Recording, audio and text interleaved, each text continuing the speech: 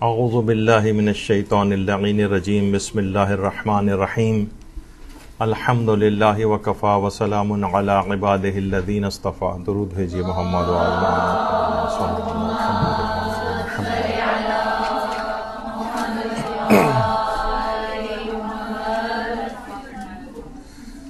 سب سے پہلے تو آپ سب لوگوں کو پیشگی مبارکباد ولادت باسعادت حضرت امام زمانہ علیہ الصلوۃ والسلام.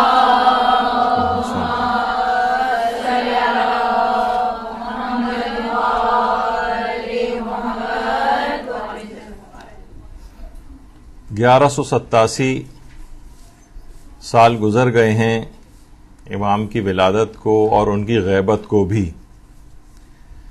کیونکہ امام زمانہ علیہ الصلوۃ والسلام اپنی پیدائش کے دن سے ہی غیبت میں ہیں. بلکہ بعض علماء کا تو نظریہ یہ بھی ہے کہ حتیٰ کہ جو نواب اربعہ تھے، وہ 4 نائبین امام کے، وہ بھی امام کو اپنی آنکھوں سے نہیں دیکھ پاتے تھے. کوئی بھی توقیات کا سلسلہ ہوتا تھا، یا پردے کے پیچھے سے گفتگو ہوتی تھی، یا کوئی حجاب ہوتا تھا، بہرحال وہ براہ راست امام کی زیارت نہیں کر پاتے تھے.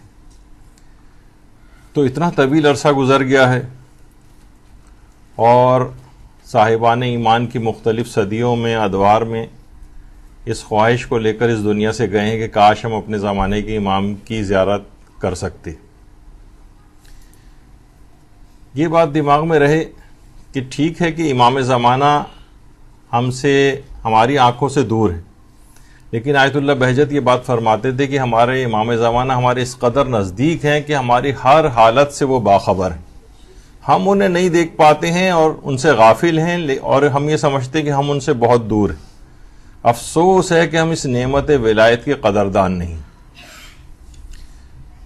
علماء صحیح طور پر کہتے ہیں، ایک مثال دیتے ہیں کہ اگر مثلا کسی شخص کے پاس، یعنی مثال اتنی اچھی نہیں ہے لیکن بات کو سمجھانے کے لیے، کہ کسی کے گھر اگر مرغی ہے اور مرغی کہیں گم ہو جاتی ہے، اس کی پالتو مرغی، تو وہ ہر جگہ اس کو تلاش کرتا پھرتا ہے، ہر گلی کے اندر جاتا ہے، ہر آتے جاتے سے پوچھتا ہے کہ کیا تم نے کہیں میری وہ مرغی تو نہیں دیکھی. تو کہا کہ ہمارے امام زمانہ علیہ السلام اتنی صدیوں سے پردہ غیبت میں ہیں، کسی کے دل میں کوئی شوق نہیں ہوتا، کوئی تڑپ نہیں ہوتی، وہ ہماری آنکھوں سے گم ہیں، لیکن کوئی ایسی چیز ہمارے اندر پیدا نہیں ہوتی کہ ہم ان کو تلاش کریں، ان کا قرب حاصل کرنے کی کوشش کریں، ان کے قریب ہونے کی کوشش کریں، جبکہ وہ ہماری تمام حالات سے باخبر ہیں، لیکن ہم ان سے اس لحاظ سے قربت نہیں رکھتے، اور ان کی کوئی فکر اس انداز کی نہیں رکھتے کہ جیسی کہ ہمیں رکھنی چاہیے. اور خود حضرت امیر المومنین علیہ الصلوۃ والسلام یہ جملہ ارشاد فرماتے ہیں، صلی اللہ علیہ محمد وعلی محمد.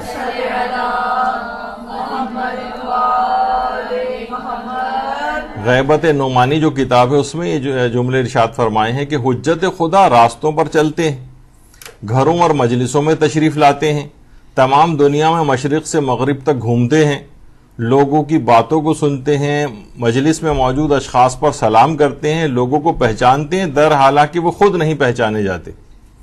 یعنی وہ کہیں جس طریقے سے کہ عام طور پر میں ٹی وی پروگرام بھی ایک دیکھ رہا تھا، اس کے اندر کچھ افراد جو ہے بیٹھے ہوئے تھے جو کہہ رہے تھے کہ امام زمانہ کسی غار کے اندر بیٹھے ہوئے ہیں. ایسا نہیں ہے، وہ لوگوں کے درمیان میں موجود ہیں.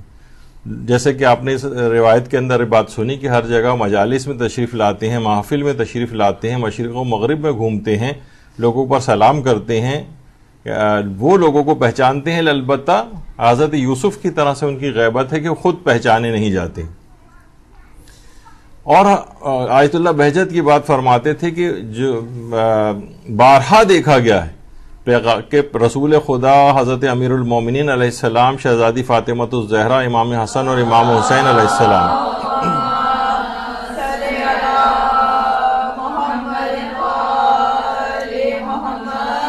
یہ مجالس حدیث قصہ میں اور مجالس توسل میں حاضر ہوتے ہیں، یعنی اس میں آتے ہیں.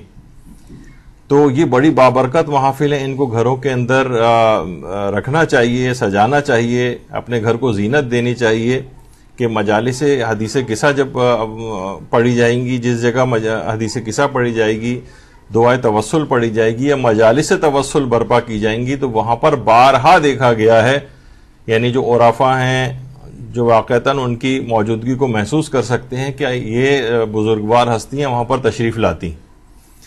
تو اچھا، یہ البتہ ضرور ہے کہ یہ اپنے اجساد مثالیہ میں تشریف لاتی ہیں، اپنے جسم اصلی کے ساتھ نہیں بلکہ جسم مثالی کے ساتھ. اور اس پہ ہمارے بہت سارے علماء کے فتاوے بھی ہیں، اور جو کہ وقتاً فوقتاً مدرسے کی جو فیس بک سائٹ ہے اس کے اوپر ان کو نشر بھی کیا گیا ہے کہ علماء اور مراجع اس کے قائل ہیں کہ بالکل عین ممکن ہے کہ یہ ہستیاں ان زمین کے اوپر تشریف لاتی ہوں، مجالس اعضاء میں تشریف لاتی ہوں. ظاہر ہے کہ اب ہمیں چاہیے کہ اپنے گھروں کو اور کہ اس قابل بن سکیں کہ وہاں پر یہ ہستیاں آ سکیں، تشریف لا سکیں، اس قابل ہونا چاہیے. یعنی ہر مجلس میں اس طرح سے نہیں آئیں گی کہ وہاں پر ہر قسم کا اس مجلس کے اندر غلط باتیں بیان ہو رہی ہوں یا مثلاً احکامات اسلامی کی کوئی مخالفت ہو رہی ہو. گھر کو اس قسم کا بنانا پڑے گا کہ یہ ہستیاں وہاں پر تشریف لا سکیں. تو امام زمانہ علیہ السلام بھی ان مجالس توسل میں تشریف لاتے ہیں، ان مجالس حدیث قصہ وغیرہ میں تشریف لاتے ہیں. یہی وجہ ہے کہ آیت اللہ علی آقا قاضی فرماتے تھے کہ وہ آنکھ نابینا ہے جو صبح نیند سے بیدار ہونے کے بعد امام زمانہ کو نہیں دیکھتی. اصلاً اس کو نابینا کہنا چاہیے اس آنکھ کو. یعنی یہاں پر البتہ اس کا وہ معنی نہیں ہے کیونکہ امام زمانہ کا نظر آنا، ان کا دیدار ہونا، ان کی زیارت ہونا، یہ تو بالکل عین ممکن ہے. جیسے کہ اس سے پہلے بھی ہم نے شاید عرض کی تھی یہ بات کہ بہت سے لوگ یہ کہتے ہیں کہ جناب امام زمانہ کو اگر کوئی شخص دیکھ لیتا ہے تو گویا ایسا ہی ہے کہ اس نے کوئی جھوٹا دعویٰ کر دیا، اور روایت میں یہ آیا ہے کہ ان کو اس شخص کو جھٹلایا جائے جو یہ کہے کہ میں نے امام زمانہ کو دیکھا ہے. تو فقط رویت ہونا، دیکھا جانا جھٹلانے کا سبب نہیں. اگر ان توقیات کا مطالعہ کریں کہ جس کے اندر یہ بات کہی گئی کہ جو بھی آخری نائب کے بعد امام نے کہا تھا جو بھی اب مجھے دیکھنے کے مشاہدہ کرنے کا دعویٰ کرے گا اس کو وہ جھوٹا ہوگا اور اس کو جھٹلانے کا حکم ہے. تو اس سے مراد اس طرح سے دیکھا جانا ہے. کوئی یہ کہے کہ جس طریقے سے آخری نائب امام کو مثلاً دیکھتے تھے یا ان کو درک کرتے تھے اور ان سے پیغامات لے کر لوگوں تک پہنچاتے تھے، اور ایک نیابت و سفارت کا دعویٰ اس سے مراد ہے. ورنہ اصلاً امام زمانہ کا دیکھا جانا ممکن ہے جب ہی ان کو دیکھے جانے کی زیارات اور کچھ اعمال تک بتائے گئے کہ فلاں قرآنی سورہ اگر پڑھیں تو مثلا سورہ بنی اسرائیل کی تلاوت جو بھی شب جمعہ کرے گا وہ امام زمانہ کو دیکھ سکے گا، یا اس طریقے سے مختلف زیارات ہیں یا دعائیں ہیں اس سلسلے میں. تو وہ اگر دیکھا جانا ممکن ہی نہیں تھا تو پھر وہ دعائیں کیوں تعلیم کی گئی ہیں اور وہ سورہ کیوں بتائے گئے؟ تو دیکھا جانا تو ممکن ہے. لیکن اگر کوئی جیسے کہ آیت اللہ سیستانی فرماتے ہیں کہ اس سے مراد بہت ہی کوئی کہے کہ مستمر طور پر انہیں ہمیشہ میں جب چاہوں، مثلا بہت سارے افراد یہاں پر ہیں کہ کچھ افراد نے دعویٰ کرنا شروع کر دیا تھا کہ مثلا میں روزانہ امام زمانہ کے ساتھ ناشتہ کرتا ہوں. کوئی دعویٰ کرتے تھے آپ جب چاہیں جو چاہے میں جب چاہے اس کی ملاقات امام زمانہ سے کرا دوں. اس طرح کے جو افراد ہیں ان کو جھٹلانے کا حکم ہے. ایک لحاظ سے یہ دعویٰ نیابت و سفارت رکھتے ہیں کہ ہم گویا امام کے سفیر ہیں، امام ہم تک جو پیغامات اپنے دیں گے ہمارے ذریعے لوگوں تک پہنچیں گے. تو جو واقعتاً اس مقام پر فائز ہو وہ امام زمانہ کی زیارت بھی اس کو کبھی کبھار ہو سکتی ہے. لیکن اصل میں یہاں پر دیکھے جانے سے مراد گویا امام زمانہ کا قرب حاصل کرنا مراد ہے. امام کا قرب حاصل کسی بھی شخص کو ہو سکتا ہے، مستقل طور پر بھی ہو سکتا ہے. البتہ اس سے فزیکل اور آنکھوں سے دیکھا جانا ہمیشہ کے طور پر یہ اس سے مراد نہیں ہوتا ہے. تو یہ دماغ میں اس لحاظ سے بات رہے تو یہ عرفا وغیرہ کی باتیں ہیں جو عام طور پر لوگ سوچتے ہیں کہ شاید یہ فقط آنکھ سے دیکھے جانے والی باتیں ہیں. اسی طریقے سے سید ہاشم حداد یہ بھی بڑے عرفا میں گزرے ہیں اور آیت اللہ علی آقا قاضی کے شاگردوں میں سے تھے. یہ فرماتے ہیں جو شخص صبح بیدار ہو جائے اور احساس نہ کرے کہ حضرت ولی اثر اس کے ساتھ ہیں تو ایسا شخص شیعہ نہیں ہو سکتا. یعنی اس قدر امام زمانہ اپنے شیعوں سے قربت رکھتے ہیں، اس قدر نزدیکی رکھتے ہیں، اس قدر ان کا احساس رکھتے ہیں، اس قدر ان کی اطلاع رکھتے ہیں، اس قدر ان کا دکھ درد کے اندر شریک ہوتے ہیں، اس قدر ان کے لیے دعائیں کرتے ہیں کہ کسی بھی شخص کو جو صبح بیدار ہو اور وہ احساس نہ کرے کہ ولی اثر اس کے ساتھ ہیں، یعنی امام زمانہ گویا اس کی قربت کا وہ احساس نہ کرے، تو اصلاً یہ دیکھا جائے تو یہ خالص شیعہ نہیں، یہ کیسا ہے کہ اس کا زمانے کا امام اس دنیا کے اندر موجود ہے، زندہ ہے، آسمان پر اٹھایا نہیں گیا ہے، ظاہری طور پر وفات نہیں ہوئی ہے، اور یہ کوئی قربت ہی ان سے محسوس نہیں کرتا. یہ کیسا شیعہ ہے؟ کسی بھی زمانے مثلا امام زمانہ کہیں پر موجود ہوں، جو کہ ائمہ کے جو سابقہ ادوار تھے اس کے اندر موجود ہوتے تھے لوگ، تو یہ کیسا شخص ہے کہ وہ تو قربت کا احساس رکھتے تھے نا. اس کے بھی امام یہاں پر موجود ہیں لیکن یہ قربت کا احساس جو ہے وہ نہیں رکھ پا رہا ہے. تو یہ شخص شیعہ کہلانے کا مستحق نہیں. اسی طریقے سے آیت اللہ بہجت کہتے تھے امام زمانہ زمانے غیبت میں بھی علمی احاطہ رکھتے ہیں. دیکھیے ایک چیز بار بار عرفا کہتے ہیں، میں بیچ میں روک دیتا ہوں، ابھی آگے نہیں بڑھ رہا اس سے، کہ اکثر عرفا کے اور علماء کے اقوال میں ملتا ہے کہ امام زمانہ حاضر و ناظر ہیں. تو اس وقت یہ بات سن کر بہت سارے افراد جو ذرا وہابی فکر کے ذرا ہو گئے ہیں ہمارے ہاں، وہ فوراً کہتے ہیں کہ یہ تو صرف اللہ کی ذات ہے حاضر و ناظر ہونا. تو یہاں پر ہمیں دیکھنا چاہیے کہ یہاں دیکھیے جو جملے ہوتے ہیں نا وہ ان میں جس کے لیے کہے جاتے ہیں اس کے اعتبار سے ہوتے ہیں. ایک ہوتا ہے حاضر ہر جگہ خدا کی طرح سے حاضر ہونا، ایسا امام زمانہ اس طرح سے نہیں ہے کہ ہر جگہ جس طرح خدا حاضر ہے اس طرح سے ہو، لیکن وہ ناظر ہو سکتے ہیں، یعنی سب کے حالات سے باخبر ہو سکتے ہیں. اور یہ جو حاضر ہونے والا مسئلہ ہے کہ حاضر ہونا، اس سے مراد احاطہ علمی، ہر لحاظ سے ان کو چیزیں اپنے ماننے والوں کی، دنیا کی تمام چیزوں کی ان کو اطلاع ہے. خدا کے اوپر اصطلاحات کو قیاس نہیں کرنا چاہیے. تو آیت اللہ بہجت فرماتے تھے کہ امام زمانہ زمانے غیبت میں بھی علمی احاطہ رکھتے ہیں اور تمام امور کو دیکھتے ہیں اور فعالیت بھی رکھتے ہیں، یعنی جب جیسا چاہیں وہ تصرف کر سکتے ہیں امور میں. تو آقا بہجت فرماتے تھے کہ مرزا شیرازی بزرگ کے لیے یہ بات آتی ہے کہ متعدد پیغامات اور احکامات بھی امام زمانہ ان کو بھیجتے تھے. تو بہرحال امام زمانہ اس طرح سے علمی احاطہ رکھتے ہیں. اور خود امام زمانہ علیہ السلام فرماتے ہیں کہ میں تمہارے امور زندگی سے غافل نہیں ہوں اور نہ تمہاری یاد کو بھلانے والا ہوں. میں تمہاری یاد کو بھلانے والا نہیں ہوں. اور ہم نے امام زمانوں کو ایک لحاظ سے بھلا دیا ہے. بس ہم شاید یہ سمجھتے ہیں کہ جب زیارت پڑھی جائے اور امام کا نام آئے تو بس گردن کو ذرا سے جھکا دیا جائے، وہ بھی ایک اہم چیز ہے، میں اس کی کوئی مذمت نہیں کر رہا ہوں، لیکن اس کے علاوہ بھی بہت سی ذمہ داریاں ہیں جو کہ آج ہمارا عنوان بن رہا ہے کہ امام زمانہ کا خدمت گزار کیسے بنا جائے اور اس کے عملی اقدامات کیا ہوں. عام طور پر اس کے ذرا فلسفیانہ اور منطقی طور پر ان چیزوں پہ گفتگو کی جاتی ہے، لیکن لوگوں کو یہ پتہ نہیں چلتا کہ ہم خدمت گزار بننا چاہیں تو کیا ہے ہمارے پاس، روڈ میپ کیا ہے، طریقہ کار کیا ہے، ہم کیسے بنیں گے. اور آیت اللہ جواد انصاری حمدانی واقعی بہت اچھی مثال دیتے تھے. فرماتے تھے ہماری مثال اس بچے کی مانند ہے جس کا باپ اس کا ہاتھ پکڑے کہیں لے جا رہا ہے اور وہ اپنے سفر کے دوران ایک بازار سے عبور کرتے ہوئے شوکیس کو اور ان چیزوں کی طرف متوجہ ہو کر باپ سے ہاتھ چھڑا کر بھاگ جاتا ہے بچہ. اور جب بچہ متوجہ ہوتا ہے تو دیکھتا ہے اس کا باپ موجود نہیں، تو یہ سمجھنے لگتا ہے کہ اس کا باپ کہیں گم ہو گیا ہے، جبکہ حقیقت میں وہ خود گم ہوا ہے. انبیاء اور اولیاء مخلوق کے سرپرست اور باپ کی مانند ہے. لوگوں کا ہاتھ وہ پکڑتے ہیں تاکہ انہیں دنیا کی اس بازار سے سلامتی کے ساتھ گزار کر لے جائیں، لیکن اکثر مخلوق دنیاوی مفادات کی شیدائی ہوتے ہیں اور اب باپ کا ہاتھ چھڑا کر دنیا کے بازار میں گم ہو جاتے ہیں. امام زمانہ غائب نہیں ہوئے ہیں بلکہ ہم گم ہو کر حجابات میں پڑ گئے. ہم نے اپنا ہاتھ ان سے چھڑا لیا ہے اور ہم سوچ رہے ہیں امام زمانہ غائب ہیں.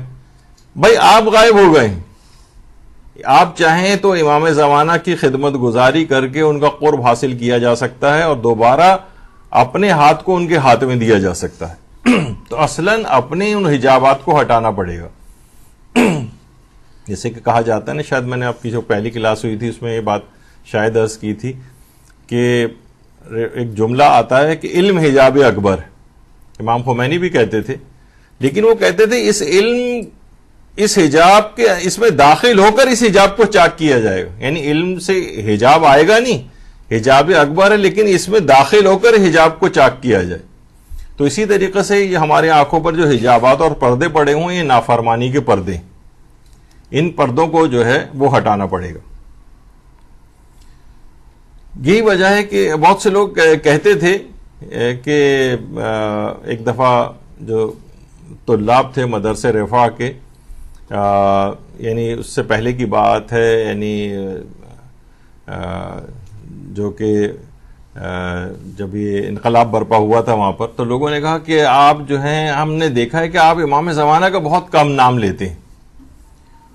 تو امام یہ سن کر، یعنی امام خمینی یہ سن کر کھڑے ہو گئے، یعنی ایک لحاظ سے ذرا غصے ہوئے اور کہنے لگے یہ تم کیا کہہ رہے ہو، یعنی کہ جتنا بھی کچھ ہمارے پاس ہے اور جتنا کچھ بھی ہم نے کیا ہے سب کچھ امام زمانے کے لیے تو کیا، یہ انقلاب بھی برپا ہم نے امام زمانہ کے نام پر کیا ہے.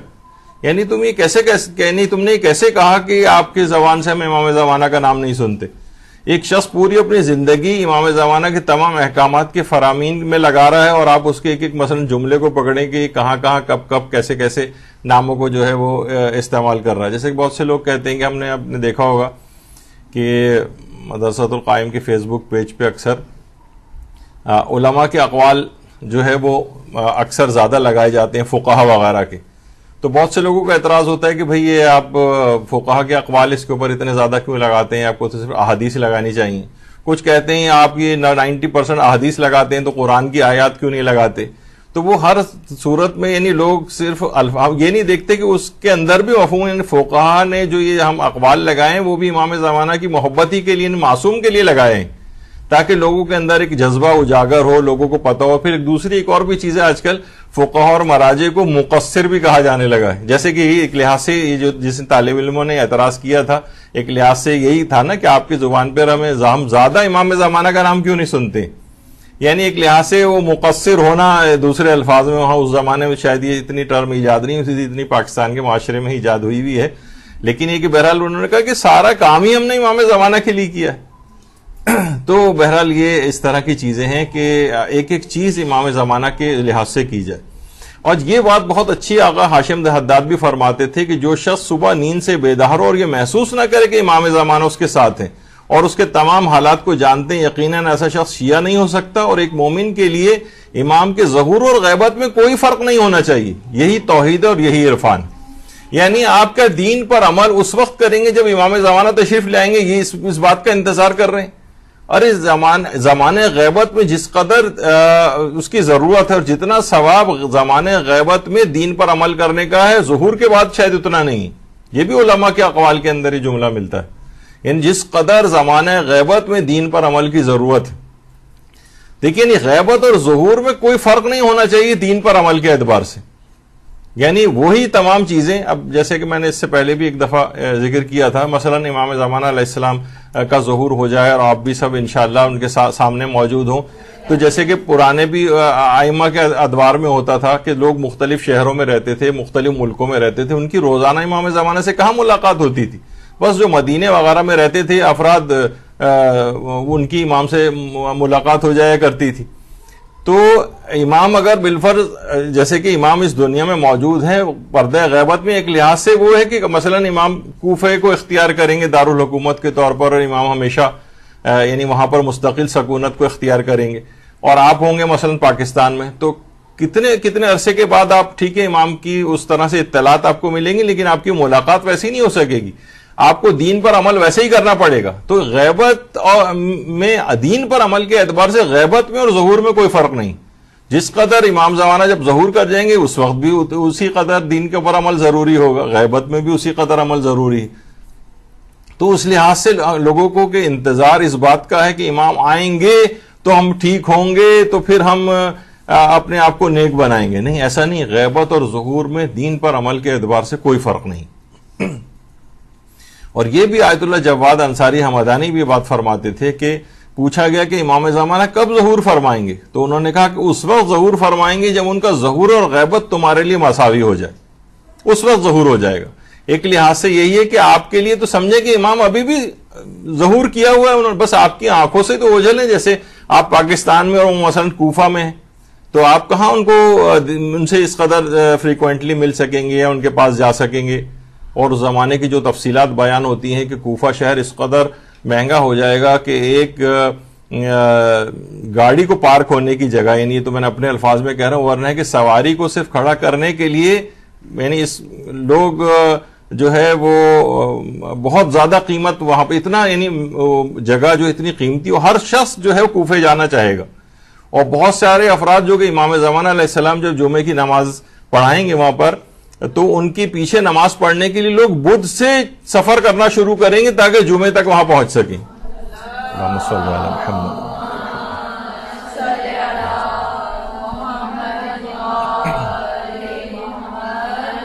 ظہور اور غیبت مساوی ہونا چاہیے عمل کے اعتبار سے.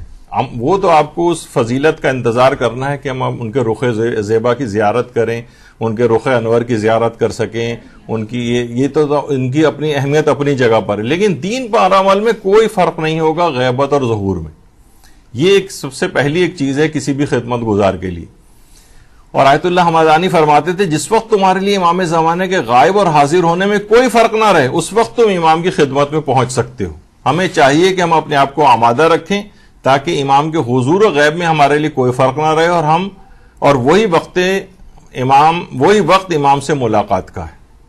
غیبت اور ظہور کا جہاں یہ والی یکسانیت آپ کے اندر آ گئی, یعنی عمل کے اعتبار سے, دین پر عمل کے اعتبار سے کوئی فرق باقی نہ رہے, تو بس گویا امام کا قرب آپ کو اسی وقت حاصل ہو گیا.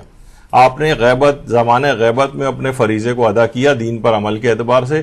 جو تمام مراجع جتنے بھی آپ کسی سے استفتاء بھی کر کے دیکھ لیں, جو پہلے سے استفتاءات موجود ہیں, جب ان سے پوچھا جاتا ہے کہ زمانہ غیبت میں ہماری ذمہ داری کیا ہے, تو ہر مرجع ایک ہی تقریباً بات کہتا ہے کہ دین پر سختی کے ساتھ کاربند ہو جائیے, واجبات و حرام کا خیال کیجیے, یہ سب سے بڑی ذمہ داری. تو یہ بہت اہم ہے. یعنی جب ہم چاہتے ہیں کہ امام کے خدمت گزار بنے تو سب سے زیادہ اہم بات اس کے اندر یہ ہے کہ ہم دین پر اتنی سختی کے ساتھ کاربند ہو جائیں. یہ کیسا خدمت گزار ہوگا کہ جو دین پر کاربند ہی نہیں, جو دین کے مطابق عمل ہی نہیں کر رہا ہے, جو اپنی معلومات کو وسیع نہیں کرتا, بڑھاتا نہیں ہے, اپنے اعمال کو ٹھیک نہیں کرتا ہے. اور آیت اللہ بہجت یہ بھی فرماتے تھے کہ اگر امام زمانہ کے فرج کے لیے یعنی ان کے ظہور کے لیے دعا کرتے رہو تو یہ اس بات کی علامت ہے کہ ابھی تمہارا ایمان باقی ہے. اللہم صلی علی محمد.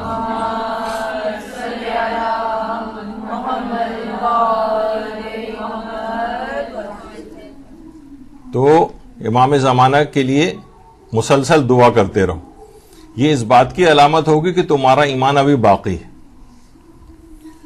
اور یہ بات بھائی کہی جاتی ہے کہ امام کے لیے ہم نے آنے کی تو ہم نے بہت دعائیں کی ہیں, لیکن ان کے نہ آنے کے لیے ہم نے سینکڑوں گناہ کیے ہیں. یعنی پوری کوشش کرتے ہیں کہ وہ نہ آنے پائیں. پتہ نہیں ایک واقعہ تھا, وہ ایک حمید نام کا ایک یونیورسٹی کا طالب علم تھا, اور وہ جب یونیورسٹی کا ایک پورا گروپ وہاں پر گیا تھا آیت اللہ بہجت سے ملاقات کے لیے, تو یہ شخص بہت ہی زیادہ شراب وغیرہ بھی پیا کرتا تھا. خود اس کا بیان ہے جو واقعہ ایک ملتا ہے, شراب پیتا تھا. بہرحال وہ یونیورسٹی کا گروپ اس زمانے میں مراجع سے ملاقات کے لیے جاتا تھا, آیت اللہ بہجت سے ملاقات کے لیے بھی آیا. اچھا, یہ آیت اللہ بہجت طالب علموں سے بہت اچھے طریقے سے ملتے تھے. جب یہ یونیورسٹی کے طالب علم وہاں پر آئے تو یہ بار بار کوشش کر رہا تھا کہ میرا آئی کانٹیکٹ آیت اللہ بہجت سے ہو جائے, وہ میری طرف بھی دیکھیں, مجھ سے بھی بات کریں. لیکن آیت اللہ بہجت بالکل جس طرح التفات ہی نہیں کیا, دیکھ ہی نہیں رہے اس کی طرف. اور یہاں تک کہ سارے طالب علم اور سب سے ہنس ہنس کے بات کر رہے ہیں, مسکرا کر باتیں کر رہے ہیں, اور اس کو دیکھ ہی نہیں رہے, بالکل اگنور. یہاں تک کہ ملاقات کا وقت ختم ہو گیا, یہ گھر میں واپس آیا اور کہنے لگا یقیناً جو مشہور ہے ان کے متعلق کہ یہ اندرونی کیفیات کو بھی لوگوں کی جان لیتے ہیں, ان کو پتہ چل گیا کہ میں شرابی ہوں. اس قدر رویا یہ گھر آ کے کہ آیت اللہ بہجت اتنا برا ہوں میں کہ میری طرف التفات ہی نہیں کیا. اس نے گھر آ کے اپنی ساری شراب کی بوتلیں توڑ دی اور واقعتاً ایک سچی توبہ کی. 1 مہینے بعد تقریباً, اور ایک بالکل ایک نیکیوں پر کاربند ایک انسان بن گیا. 1 مہینے بعد پتہ چلا کہ یونیورسٹی کا ایک اور گروپ جا رہا ہے. جب اس نے دوبارہ اپلائی کیا, انہوں نے کہا نہیں تم تو پہلے دفعہ جا چکے ہو, جو ایک دفعہ جا چکا ہو وہ دوبارہ نہیں, اب نئے طالب علموں کو موقع ملے گا. بہرحال یہ حمید نامی طالب علم, اس کا نام بالآخر دوسرے گروپ میں بھی شامل ہو گیا. یہ اب آیت اللہ بہجت کے پاس پھر ملاقات کے لیے گیا. طالب علموں کا رش تھا, یہ پیچھے کھڑا ہوا تھا کہ پتہ نہیں اب بھی مجھے دیکھیں گے یا نہیں. تو لوگوں نے, یہ اپنی سوچوں میں گم ہوا تھا, لوگوں نے کہا حمید آیت اللہ بہجت تمہیں بلا رہے ہیں. اور اس نے کہا جب آئی کانٹیکٹ ہوا تو دیکھا آیت اللہ بہجت ہاتھ کے اشارے سے اس کو اپنے پاس بلایا, بالکل اس کا کان اپنے لبوں کے قریب کیا اور کہا کہ گزشتہ 1 مہینے سے تم نے اپنے زمانے کے امام کو بہت خوش کر دیا ہے. اللہم صلی علی محمد وعلی محمد.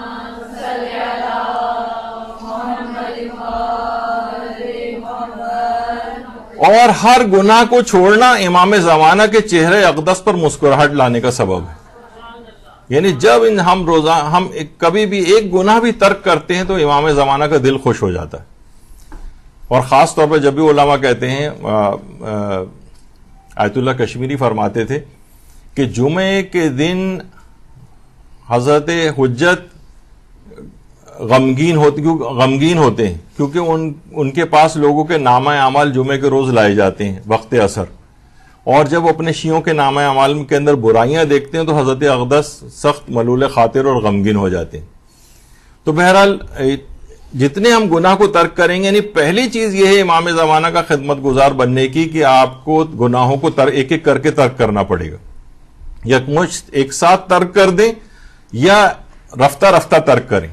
جس قدر گناہوں سے دوری کرتے جائیں گے اس قدر امام زمانہ کے قریب ہوتے جائیں گے اور ان کے صحیح طور پر خدمتگار ہونے کے لیے کہ اب آپ کو کچھ نہ کچھ ذمہ داریاں امام کی طرف سے قبول کرنی ہوں گی. تو زمانے کے امام کا خدمت گزار بننے کے لیے پہلی شرط یہ ہے کہ انسان اپنے آپ کو گناہوں سے اس لحاظ سے بچائے.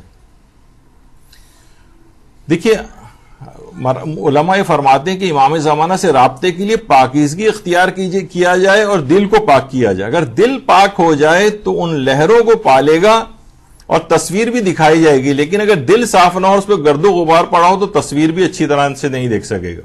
یعنی جتنا ہم اپنے گناہوں سے اپنے دل کو خراب کرتے ہیں، گویا وہ آئینہ دل جو ہے وہ اتنا ہی زیادہ اس پہ گرد پڑ گئی ہے، کیچڑ جمع ہو گئی، تو اس کے اندر تصویر امام کیسے جو ابھر سکے گی.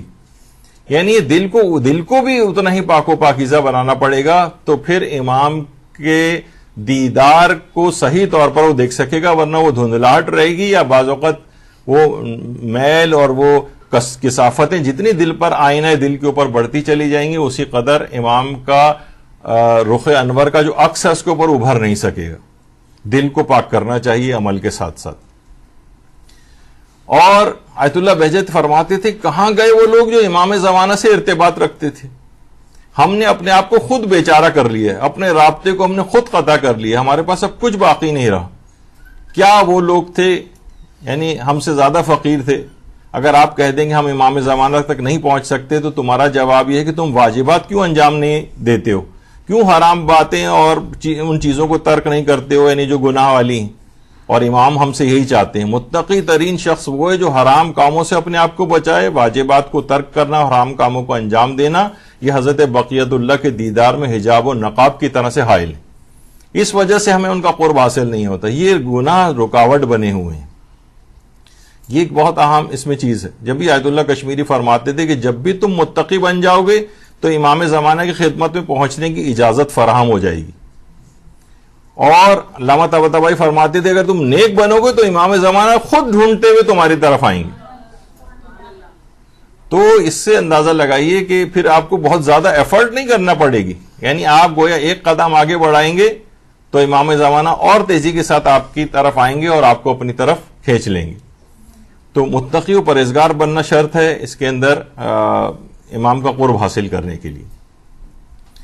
یہی بات آیت اللہ طباطبائی فرماتے تھے کہ امام نے یہی بات فرمائی کہ تم صالح ہو جاؤ تو ہم خود تم کو تلاش کر لیں گے. اچھا دیکھیے رجب علی خیاط جو خود بڑے عرفا میں شامل تھے وہ یہ بات فرماتے ہیں کہ ان کے دوستوں میں سے ایک بات بیان کرتا ہے کہ جتنے سال میں رجب علی خیاط کی خدمت میں تھا میں نے احساس کیا کہ حضرت حجت کے ظہور کے علاوہ کوئی خواہش ان کی نہیں تھی. دوستوں کو بھی یہی یاد دہانی کراتے تھے کہ جہاں تک ہو سکے ظہور حجت کے علاوہ خدا سے اور کوئی کسی چیز کی دعا نہ مانگے. آپ کی حالت انتظار ایسی تھی جب کوئی شخص کسی دوسرے سے امام کے ظہور کے بارے میں بات کرتا تھا تو ان کی حالت منقلب ہو جاتی تھی اور وہ رونے لگتے تھے. یعنی اس قدر اپنے زمانے کا امام موجود ہے، اتنا بڑا ایک سانحہ ہمارے ساتھ ہوا ہے اور ہم کتنے مطمئن ہیں کہ ہمارا امام موجود ہے، اس زمانے میں موجود ہے، ہمارے درمیان اطراف میں کہیں ہوتا ہے وہ، لیکن ہم اس کو دیکھ نہیں پاتے ہیں، اس کا قرب ہم حاصل نہیں کر پاتے. تو رجب علی خیاط ہر وقت امام کا ذکر کرتے رہتے تھے. مومنین کی زبانوں پر امام کا ذکر ناپید ہو گیا ہے. آپ اپنی محافل میں دیکھ لیں، اپنی اس میں دیکھ لیں، اپنی گیدرنگز میں دیکھ لیں، خواتین سب جب بیٹھ کے باتیں کر رہی ہوتی ہیں، کئی کئی گھنٹوں کی آپ کی باتیں ہوتی ہیں، مرد حضرات کی باتیں ہوتی ہیں، جوانوں کی باتیں ہوتی ہیں، مرد ہیں تو سیاسیات کی باتیں ہو رہی ہیں، خواتین ہیں تو ان کے اپنے الگ شوق اور چیزیں، اس میں کہیں امام زمانہ نہیں، کہیں آپ کبھی بھی نوٹ کر کے دیکھ لیں امام زمانہ کا کس قدر تذکرہ ہو پاتا ہے، اور معلومات ہی لوگوں کو کس قدر ہے امام اپنے زمانے کے امام سے متعلق معلومات ہی نہیں. یہ بہت بڑا ایک المیہ ہو گیا ہے، اور بس ایک گویا امام ایک افسانوی اور ایک خیالی اور تصوراتی ایک شخصیت ہمارے نزدیک ہو گئے، افسانوی گویا ایک شخصیت ہے. نہیں، ایسا نہیں، ایک ریالٹی ہے اس لحاظ سے، لیکن ہم اس ریالٹی کو فیل نہیں کر رہے ہیں، اس حقیقت کا اندازہ نہیں کر پا رہے ہیں. اچھا، اب دیکھیے ظہور امام سے متعلق کچھ انحرافی افکار یہ خود ہمارے ہم سب کے اندر آ گئے. مثلا ایک انحرافی فکر کیا ہے؟ بھئی جو کچھ کرنا ہے امام زمانہ نہیں کرنا ہے، ہم کیا کر سکتے؟ یہ اکثر آپ ہمیں مختلف جو ذاکرین وغیرہ ہیں بعض، ان کی تقریروں کے اندر یہ چیز ملتی کہ بھئی جو کچھ کرنا ہے امام نے کرنا ہے، ہمیں کچھ کرنے کی کیا، ہمارا کام تو فقط یہ کہ ہم حسین کرتے رہے. مثلا وہ بھی کرنا ہے، وہ سب سے عام چیز ہے، لیکن یہ کہ عملی اقدام کچھ بھی نہیں کرنا ہے، کچھ جو کچھ ہوگا امام خود کر لیں گے. دوسری یہ کہ غیبت امام میں کچھ خدمت انجام دیے بغیر ظہور کے وقت انصار امام بننے کی تمنا کرنا، یعنی انصار امام بننا کتنا بڑا تمغہ ہے، اعزاز ہے، وہ بغیر کچھ کیے آپ کو حاصل ہو جائے گا. یعنی زمانے غیبت میں آپ نے کچھ بھی نہیں کیا امام کے لیے، اور جب ظہور کریں گے تو امام اپنے ہراول دستے میں گویا آپ کو شامل کر لیں گے. امپاسبل ہے. یہ کہاں سے یہ والی چیزیں آئی ہیں؟ انحرافی فکر ہے. ظہور کے وقت بھی وہی تمام افراد امام کے لیے اٹھائے جائیں گے کہ جو کہ غیبت کے زمانے میں کام کر چکے ہوں گے. جیسے ہم نے ایک دفعہ پہلے کہا تھا کہ آپ کو تماشبین کے طور پہ نہیں اٹھایا جائے گا کہ چلیے آئیے امام زمانہ کا ظہور ہو گیا، اب دیکھیے امام زمانہ کیسے کریں گے، اور آپ گویا آپ کمرے میں موبائل فون ہاتھ میں لیے بس آپ ایئر کنڈیشن روم کے اندر بیٹھ کے امام کی خبر رکھیں گے. یعنی ہمیں کوئی تماشبین کے طور پہ نہیں اٹھایا جائے گا. اس قدر کام کرنا پڑے گا، اس قدر محنت کرنی پڑے گی کہ بہت سی روایات میں یہ بات آئی ہے کہ امام کے جو اصحاب ہوں گے وہ آرام بھی اپنی سواریوں پر کریں گے، اتنا بھی وقت نہیں ان کے پاس، قدر کام کرنا پڑے گا امام کے ظہور کے بعد بھی. یعنی یہ نہیں ہوگا کہ بس ہر وقت بس وہ دماغ میں ہے کہ بس وہ انگور کا درخت لٹکا ہوگا، اس میں انگور لیٹ کے آپ بس کھاتے رہیں گے کہ اب تو شیر بکری سب پانی ایک گھاٹ کے اوپر وہ پانی پی رہے ہیں. یہ سب بھی سب کچھ بعد میں ہوگا، لیکن اصلاً آپ کو کیا کرنا ہوگا؟ خدمت کرنی پڑے گی، اور زمانے غیبت میں خدمت کرنی پڑے گی تو پھر آپ زمانے ظہور میں خدمت کے قابل ہو سکیں گے. تیسری انحرافی فکر یہ غیبت امام میں اپنی ذمہ داریوں کی فکر کے وجہ علامات ظہور معلوم کرتے رہنا. نوجوانوں کا ایک کھیل اس لحاظ سے بن گیا ہے کہ اچھا اب دیکھیے یہ علامت پوری ہو گئی، اب کتنی علامتیں پوری ہو گئی، اتنی ایک دفعہ ہمارے استاد محترم نے کہا تھا کہ پچھلے چند سالوں کے اندر 100 سے زائد علامات پوری ہوئی ہیں امام زمانہ کے ظہور کی، ورنہ 50-100 سال کا عرصہ گزر جاتا تھا، مشکل سے ایک علامت پوری ہوتی تھی. اب ساری دنیا پوچھنے پہ تیار ہو گئی ہے کہ جناب یہ وہ نا 100 علامتیں کون سی پوری ہوئی ہیں. بھائی آپ کو علامت پوری ہو کے یعنی اس کا کیا کرنا ہے اس کا؟ یعنی اگر ایک لحاظ سے یہ بات کہیں بیان ہو بھی گئی ہے تو آپ صرف علامتیں پوری ہونے کی صرف ایک اپنی وہ ٹک کرتے رہیں گے کہ بھئی یہ ہو گئی یہ ہو گئی، اس سے کیا فرق پڑے گا؟ اصلاً یہ ہے کہ آپ کو اپنے عمل کو ٹھیک کرنا ہے. یہ بھی ایک انحرافی فکر ہے کہ ذمہ داریوں سے بے فکر ہو گئے اور بس علامتوں کی فکر کر رہے ہیں کہ کتنی پوری ہوئی.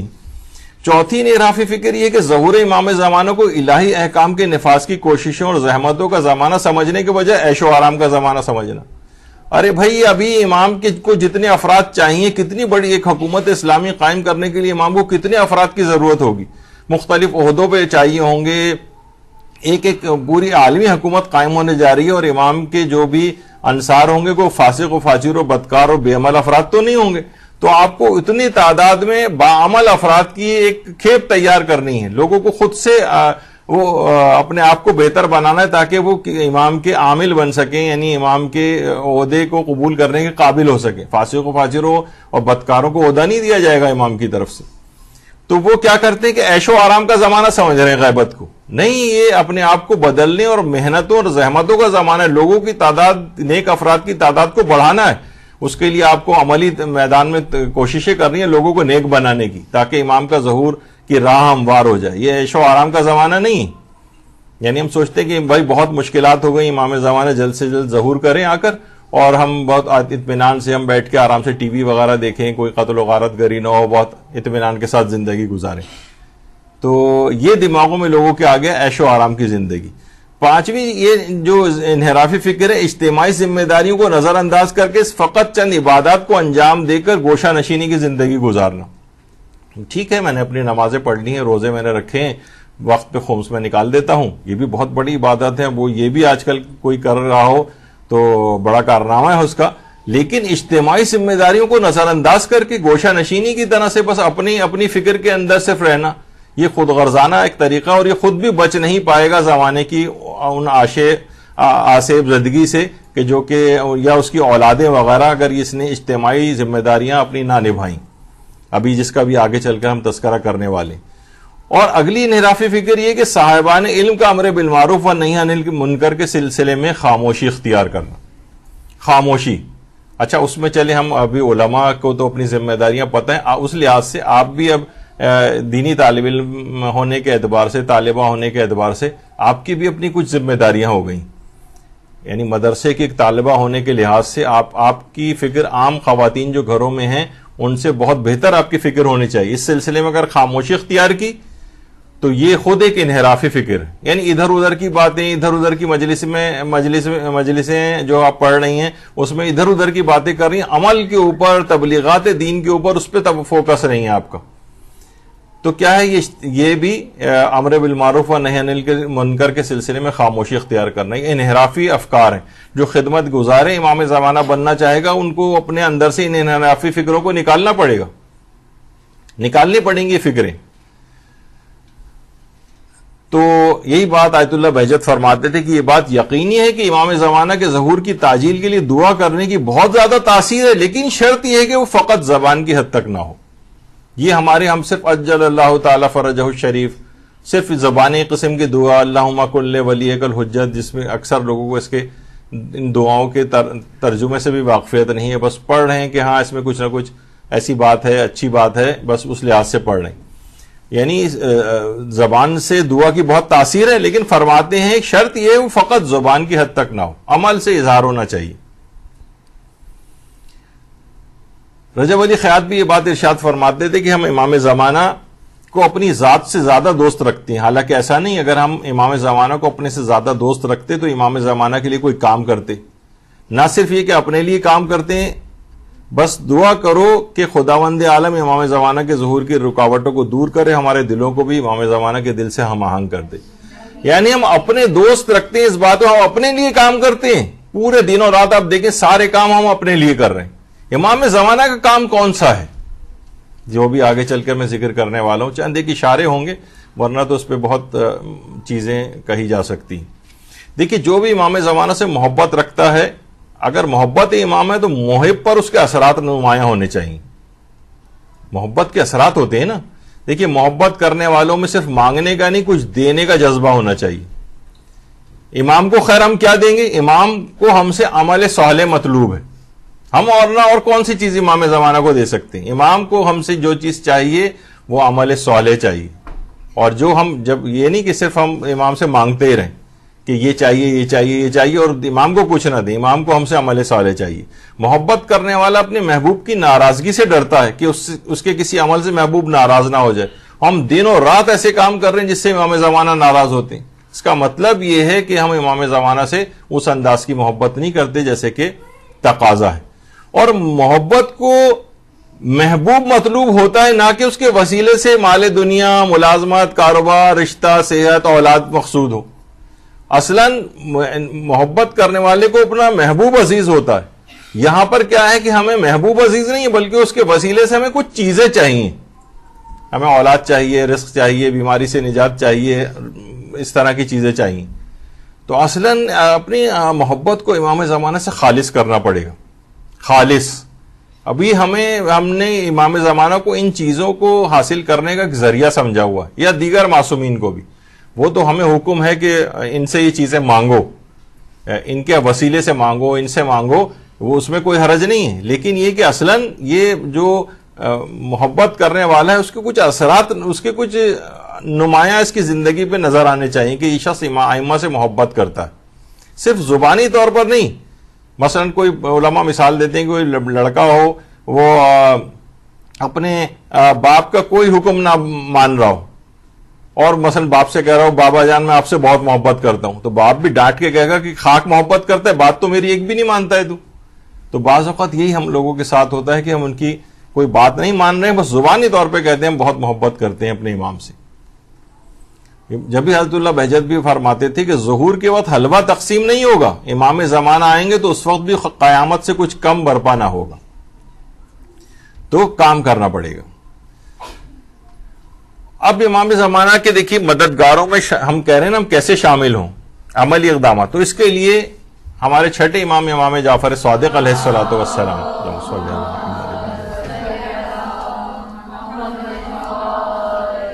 کہ فرماتے جو شخص بھی نماز جمعہ کے بعد 7 مرتبہ کہے اللہم صلی علی محمد وآل محمد وعجل فرج آل محمد، تو یہ شخص حضرت کے اصحاب اور مددگاروں میں شامل ہو جاتا ہے. یعنی یہ والا عمل ایسا ہے کہ یہ بھی آپ کو حضرت حجت کے خدمت گزاروں میں شامل کروا دے گا اگر کوئی پابندی سے اس کو نماز جمعہ کے بعد 7 مرتبہ یہ کہنا شروع کر دے. آقا سید مرتضی مجتہدی سیستانی ان کی کتاب صحیفہ مہدویہ اس کے اندر بھی یہ والی روایت موجود ہے. یہ دعا کے حوالے سے بات ہو گئی. اچھا اب دیکھیے ایک چیز خاص طور پر یہ آپ کی خدمت میں عرض کر دی جائے، یہ جو خاتون آپ کے سامنے یہ خود آپ حیران ہوں گی کہ یہ عراق کی خاتون ہے، عراق کی صوبہ تکریت جو عراق کا ایک صوبہ ہے اس سے ان کا تعلق ہے. ام القصی الجیبوری ان خاتون کا نام ہے. ان کو طاعت و تکریت یا طاعت العصر کہا جاتا ہے. آپ کو پتا ہے طاعہ یا طاعہ یہ کس کا نام تھا؟ مسلم ابن عقیل علیہ الصلوۃ والسلام کو جس خاتون نے اپنے گھر میں پناہ دی تھی اور اپنی جان کی پرواہ نہیں کی تھی اس کا نام تھا طاعہ. بالکل انہی کی پیروی میں اس خاتون نے صوبہ تکریت پر جب داعش نے حملہ کیا تھا تو وہاں پر ایک کیڈٹ کالج تھا، ایک تربیتی کیمپ تھا جس کے اندر 5 سے 10 ہزار ان آرمڈ کیڈٹس تھے، یعنی ان کے پاس کوئی اسلحہ وغیرہ نہیں تھا، وہ ابھی تربیت ابتدائی طور پر حاصل کر رہے تھے. انہوں نے پورا اس کا محاصرہ کر لیا اور اچھی طریقے سے اس کو وہ کر لیا ان لوگوں نے، داعش والوں نے. تو ان خاتون ابھی میں پہلے اس کا بتا دوں کہ جب انہوں نے چاروں طرف سے ان کا محاصرہ کر لیا تو ان 5 سے 10 ہزار جو کیڈٹس وہاں پر موجود تھے ان میں سے 1700 شیعہ اور جو غیر مسلم تھے ان کو الگ کیا، اور ان کو الگ کرنے کے بعد ایک خاص جگہ لے جا کر ان 1700 افراد کو اس مقام پر لا کر ذبح کر دیا گیا.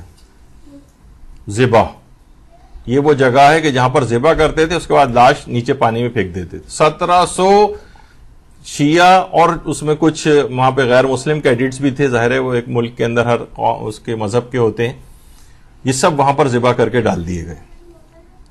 اچھا جس وقت یہ ام القصی کو علم ہوا اس بات کا کہ اس قتل عام کے دوران کچھ کیڈٹس ایسے ہیں کہ جو وہاں سے فرار ہو گئے تھے، تو اس خاتون نے پہلے اپنے بیٹے اور بیٹی کو داعش کے علاقے میں بھیجا اور وہاں سے ان 7 کیڈٹس کی رہنمائی کی اور اپنے گھر تک ان کو لے کر آئیں، اور جو وہاں سے فرار ہو گئے تھے ان کو اپنے گھر میں پناہ دی اور تقریباً 17 دن تک وہ کیڈٹس ان کے گھر میں رہے اور وہاں ان کو رہائش انہوں خاتون نے مہیا کی، غذا وغیرہ مہیا کی. اس کے بعد ان میں سے جو 7 کیڈٹس تھے ان کے جعلی شناختی کارڈ ایک لحاظ سے بنائے انہوں نے، اور داعش کے علاقے سے نکالنے کے لیے اصل میں وہ ضروری تھے، اور پھر وہ ان کو جعلی شناختی کارڈ اس طور پہ بنائے کہ ان کو اپنا بیٹا شو کیا، اور تاکہ پوری فیملی لک دینے کے لیے خود بھی ان کے ساتھ گئیں اور اپنی بیٹی کو بھی ساتھ لیا. کتنا بڑا ایک خطرہ مول لیا اس خاتون نے.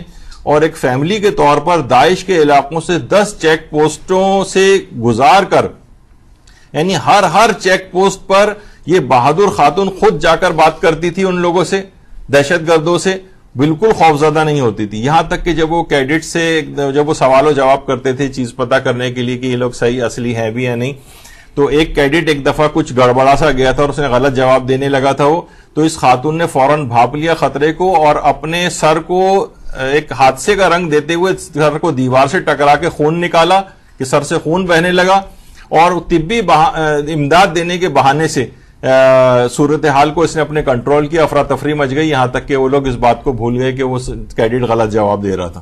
اس طرح سے اس خاتون نے 64 کیڈٹس کو، جوانوں کو داعش کے علاقے سے بحفاظت باہر نکالا. عراقی عوام نے اس عظیم عورت کو ام العراقین کا لقب دیا. ام العراقین یا طاعت و تکریت، تکریت کی طاعہ، عراق کی طاعہ، جو کہ جس اللہم صلی علی محمد وعلی محمد.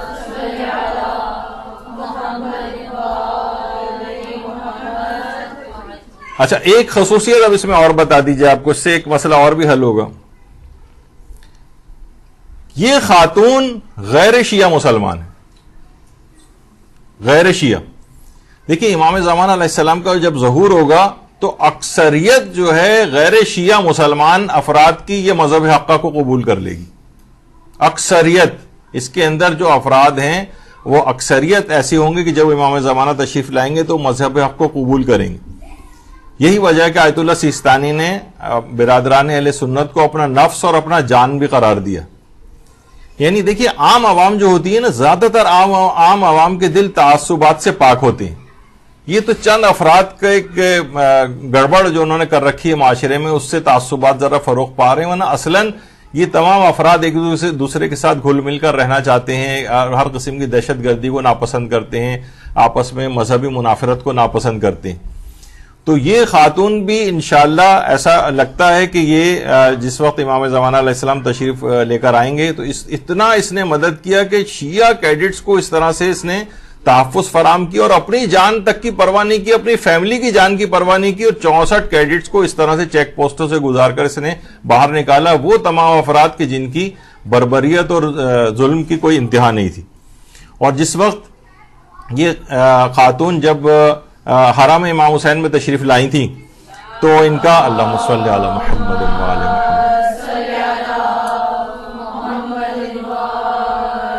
محمد، تو ان کا بہت فقید المثال استقبال ہوا تھا. اور وہاں کے جو مدیر اعلیٰ ہیں شیخ عبد المہدی حرم امام حسین علیہ السلام کے، انہوں نے باقاعدہ ان کا شایان شان استقبال کیا تھا اور ان کو ایک اس لحاظ سے ایک ہدیہ اور تحفہ بھی وہاں پر جو ہے پیش کیا گیا تھا.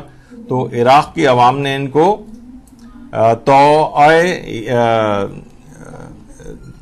یعنی کیونکہ ویسے ان کا اصل نام تھا ام القصاء الجیبوری، لیکن طاعت و تکریت یا طاعت الاثر کا جو ہے ان کو خطاب دیا گیا، یا ام العراقین، عراقیوں کی ماں. تو بس دیکھیے اس طرح سے جس قدر بھی لوگوں کے پاس جس قدر امکانات اس کے میسر ہوں، لوگوں کو چاہیے کہ وہ اپنے امکانات کے تحت جس طرح سے بھی، یہ ہمارے لیے ایک پیغام ہے کہ ہم جس قدر جب جو امکانات ہوں اس کے مطابق ہم اپنے امام زمانہ کی خدمت کریں. اور پھر آپ دیکھیں کہ اس لحاظ سے دین پر عامل ہونے کے لحاظ سے یہ جو جتنے بھی اس وقت مشہور جو شہداء ہیں، شہید اماد مغنی اتفاق سے ان کی بیٹی کا نام بھی زینب ہے، شہید محرابی جو وہاں پہ گزرے ان کی بیٹی کا نام زینب، شہید ابو مہدی المہندس جو کہ شیخ سید اپنا قاسم سلیمانی کے ساتھ جو شہید ہوئے تھے ان کی بیٹی کا نام بھی زینب، اور قاسم سلیمانی کی بیٹی کا نام بھی زینب. یعنی چاروں زینب. اس طرح سے ہمارے یہاں کہا جاتا ہے نا کہ یہ جو ہماری کتب اربع ہیں، ان کو لکھنے والے یہ جو چار ہماری مذہبی بیسک مذہبی کتب ہیں، اصول و کافی، تہذیب الاحکام، استفسار اور ملا یازر الفقی، اس کے جو لکھنے والے تین ہمارے علماء ہیں، تینوں الگ الگ زمانے میں تھے، لیکن اتفاق ایسا ہے کہ تینوں کے نام محمد تھے اور تینوں کی کنیت ابو جعفر تھی.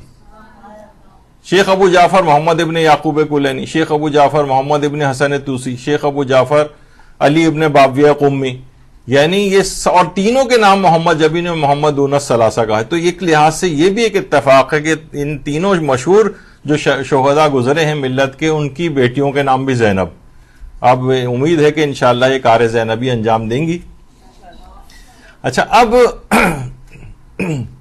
امام زمانہ کی خدمت گزاری کے اعتبار سے دیکھیے اس قدر اہمیت ہے ان چیزوں کی کہ انجمن مددکاری امام زمانہ کے نام سے ایک انجمن ایران کے اندر بھی، یعنی لوگوں کو چاہیے کہ اس سلسلے میں کام کریں، ایسی ادارے چیزیں بنائیں جو امام زمانہ کی مددگاری کر سکیں.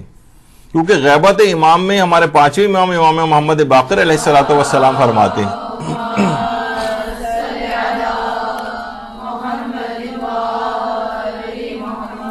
فرماتے ہیں کہ تم میں سے صاحبان قدرت ضعیفوں کی مدد کریں، غنی اور مالدار فقیروں کی دستگیری کریں، ہر انسان اپنے بھائی کو مفید نصیحت کرے. یعنی ایک تو وہ والا کام بھی کرنا ہے آپ نے جو چیریٹی ورک ہے، لوگوں کی مدد کرنا ہے، اور اس کے ساتھ کیا ہے ہر شخص اپنے بھائی کو مفید نصیحت یعنی امر بالمعروف اور نہی عن المنکر یعنی تبلیغات کا کام، یہ ذمہ داریوں میں سے ایک ذمہ داری پانچویں امام نے قرار دی. یہ اپنی خدمت گزار بننے کے لیے آپ کو یہ والے کام کرنے پڑیں گے، یعنی خدمت خلق بھی کرنی ہے اور تبلیغ دین بھی کرنی ہے. پانچویں امام کی حدیث کے اندر اس ذمہ داریوں کا ایک خلاصہ بیان کیا گیا ہے. تو دیکھیے اپنے دل سے، اپنے قول اور فعل سے امام زمانہ کی خدمت کیجیے، یعنی دل سے بھی، اپنے قول سے بھی، اپنے فعل سے بھی. مثلا ایک تو یہ کہ مثلا اپنے بچوں کے نام، اپنے اداروں کے نام، کوئی چیز کو قائم کریں آپ، اس کا نام امام زمانہ کے نام پر یا ان کے القاب پر رکھیں. اس سے ہر وقت ان کی ایک یاد قائم ہوگی. اور الحمدللہ ہمارا اپنا مدرسہ مدرسۃ القائم امام ہی کے اس لقب سے موسوم اس کو کیا گیا ہے، تاکہ ہر وقت یعنی نام کا ذکر کرنے سے ان کی شخصیت ہر وقت ہماری آنکھوں کے سامنے اور ہمارے دل میں رہے. دیکھیے اپنی صلاحیت اور ذوق اور امکانات کو دیکھتے ہوئے خدمت کا تعین کیجیے. آپ میں کیا صلاحیت ہے؟ یعنی ہم یہ بیان کر رہے ہیں کہ امام زمانہ کا خدمت گزار آپ کیسے بنیں گی، تو آپ کے اندر صلاحیت کیا ہے یہ دیکھا جائے گا. آپ کا ذوق کیا ہے، آپ کی پاس پاسبلٹیز کتنی ہیں. مثلا ایک شخص اس کے پاس پاسبلٹیز بہت زیادہ ہیں، مثلا پیسے بھی بہت ہیں اس کے پاس کانٹیکٹس بھی بہت ہیں، اس کے تعلقات بھی لوگوں سے زیادہ ہیں، اس کو زیادہ کام کرنا ہے. یعنی وہ یہ نہیں کر سکتا کہ مثلا بہت زیادہ مال و دولت ہے اس کے پاس اور وہ مثلا کوئی غریب آ گیا تو روزانہ 50 روپے بس صدقہ نکال کے دے رہا ہے. نہیں، تمہارا مقام بڑا ہے، امکانات تمہارے پاس زیادہ ہیں، تمہیں زیادہ بڑا کام کرنا چاہیے. یعنی اپنی جتنی آپ کی صلاحیت ہے، ہر شخص اپنی صلاحیت کو دیکھے کہ میں کیا کر سکتا ہوں. اگر کوئی بھی صلاحیت نہیں ہے تو اول تو بہت مشکل ہے کہ کسی کے پاس کوئی صلاحیت نہ ہو، لیکن پھر اس کے لیے بہت شرم کا مقام ہے کہ کوئی ایک صلاحیت بھی نہیں ہے امام زمانہ کی خدمت کے لیے. کیا تماشبین بننا ہے ان کے ظہور کے بعد؟ کچھ تو ہو کہ بھائی مجھے یہ کام آتا ہے، امام زمانہ کے ظہور کے بعد یہ خدمت مجھے دی جائے گی، میں یہ والا کام کر سکتی ہوں. کوئی تو آپ یعنی مردوں کے حوالے سے الگ بات ہوگی، عورتوں کے حوالے سے الگ بات ہوگی، پھر جس میں جو صلاحیت ہوگی اس کے اعتبار سے ہوگا، جس کا جو ذوق ہوگا. بہت سے لوگ ہیں تبلیغاتی ذوق نہیں ہے لیکن ان کا مثلا خدمت خلق والا ذوق ہے، ان کو وہ والا کام کرنے دیجئے. امکانات جس کے پاس پاسبلٹیز زیادہ اور کم ہیں اس کے مطابق فیصلہ ہوگا. آپ کے پاس کم پاسبلٹی، ابھی اس کی مثالیں دوں گا، کم پاسبلٹیز والے کم لیول کا کام کر لیں، لیکن کچھ تو کریں. بہت چھوٹے کام بھی کر سکتے ہیں، ابھی آگے چل کر مثالیں آئیں گی. دیکھیے امام زمانہ کا محبوب شخص کون ہوتا ہے؟ آقا محمود امجد ایک عالم ہیں جو فرماتے ہیں جو امام زمانہ کا محبوب ہوتا ہے وہ حق پرست ہوتا ہے، خواہش پرست نہیں ہوتا، ہر وقت لوگوں کی مشکلات دور کرنے کی فکر میں رہتا ہے. یعنی امام زمانہ کا جو بھی خدمت گزار ہوگا وہ ہر وقت لوگوں کی خدمت گزاری پر آمادہ رہے گا، ان کی مشکلات کو حل کرنے پر آمادہ رہے گا. اور یہ بھی امام فرماتے ہیں، خود امام زمانہ علیہ الصلوۃ والسلام فرماتے ہیں، اللہم صلی اللہ علیہ وسلم،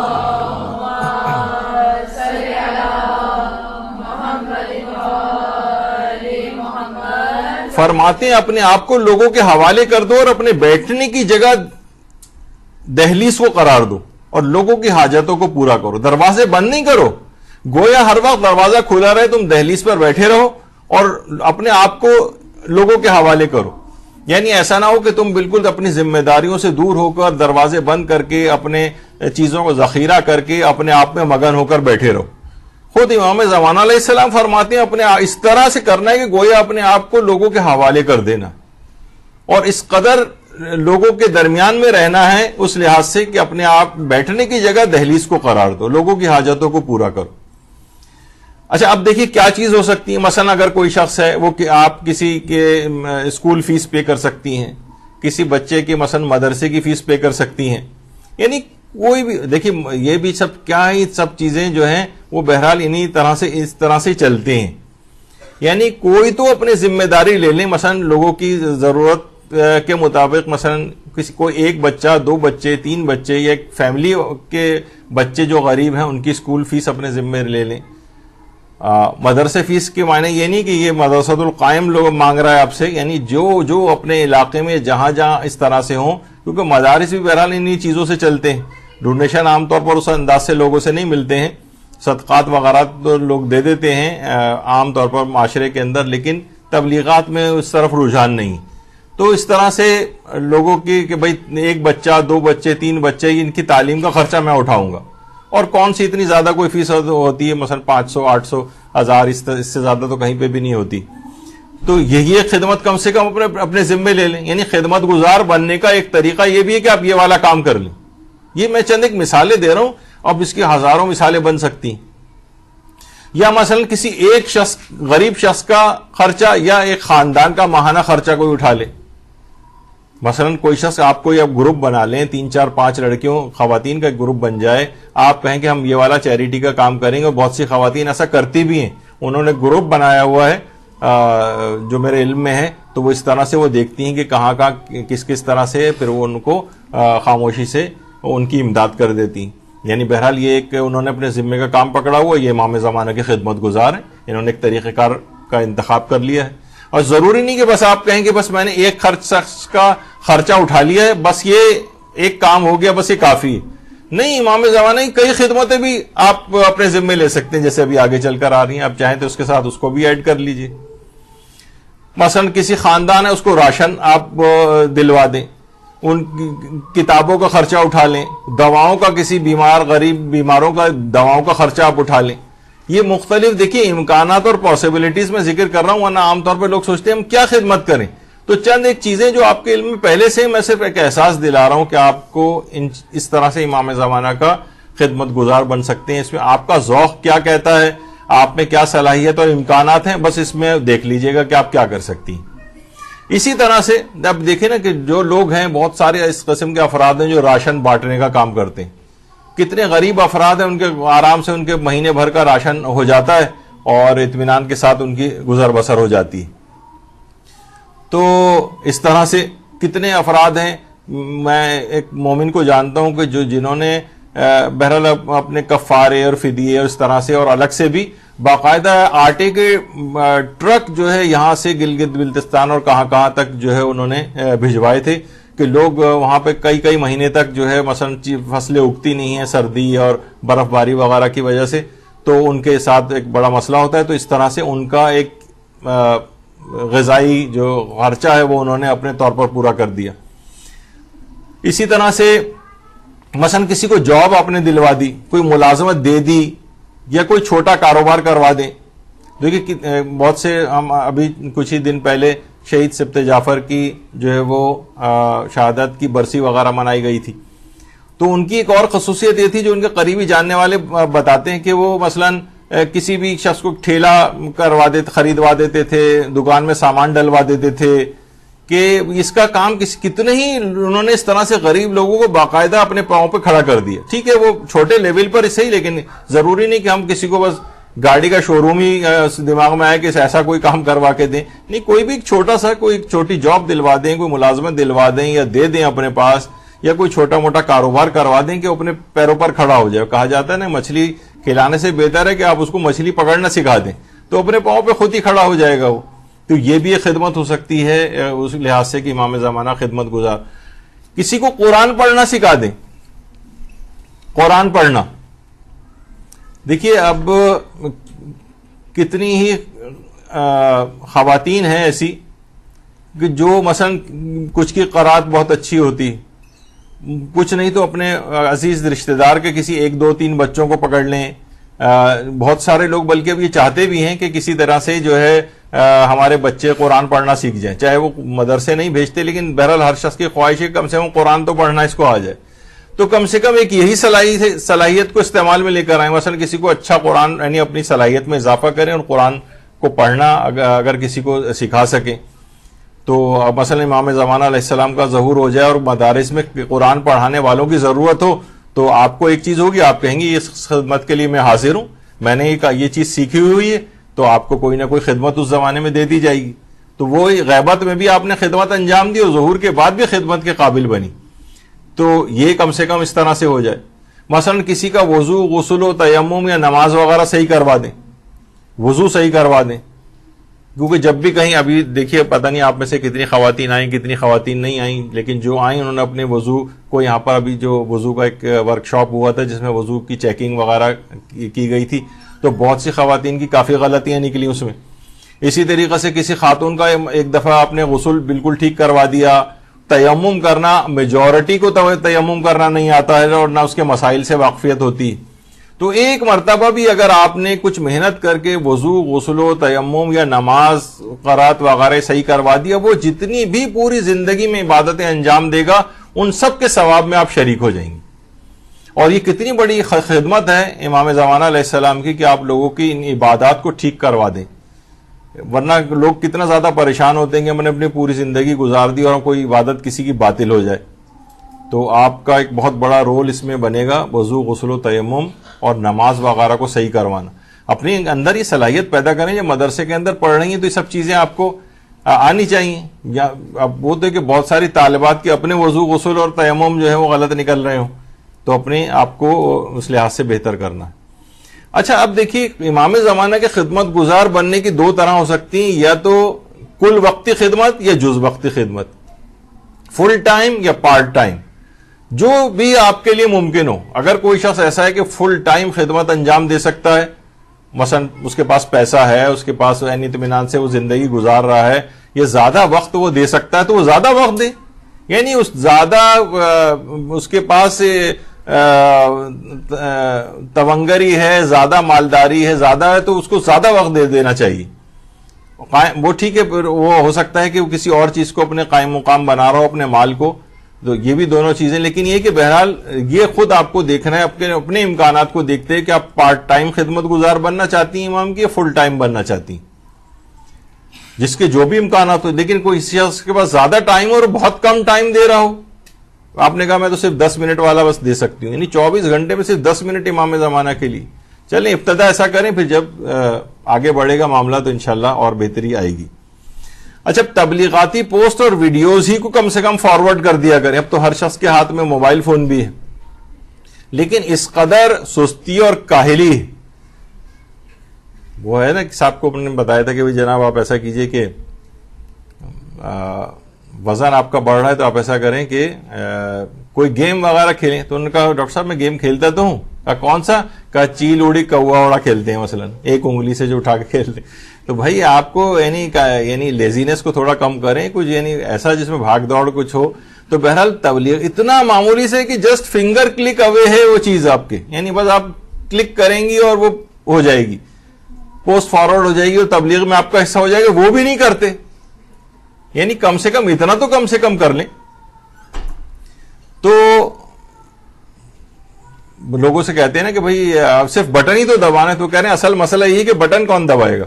یعنی اب تو اس قدر کاہلی اس میں آ گئی. مثلا کسی کے کرائے کے گھر کا کرایہ ادا کر دیں. بہت سے لوگ اتنے پریشان ہوتے ہیں کہ کرایہ یعنی اپنا مکان بھی نہیں ہے، کرایہ کا گھر ہے ان کا، اس میں کوئی اپنا پارٹ پلے کر دیں. کہا کہ ٹھیک ہے تم اتنا دے دو میں اتنا دے دوں گا، یہ پورا مثلا اگر کوئی شخص کرایہ دے سکتا ہو تو وہ ایسا کر لے. تو کیا ہے، یہ امام زمانہ کا خدمت گزار بن رہا ہے. اس نے مختلف کام اپنے ذمے پکڑ لی. یا مثلا پانی کا بل بھر دیں کسی کا، آپ کہہ دیں بھائی میری ذمہ داری ہے، گیس کا بل یہ میری ذمہ داری ہے، مثلا بجلی کا بل. یہ آج کل لوگ پریشان ہو جاتے ہیں سن کر کہ بجلی کا بل ہم بھریں کسی کا.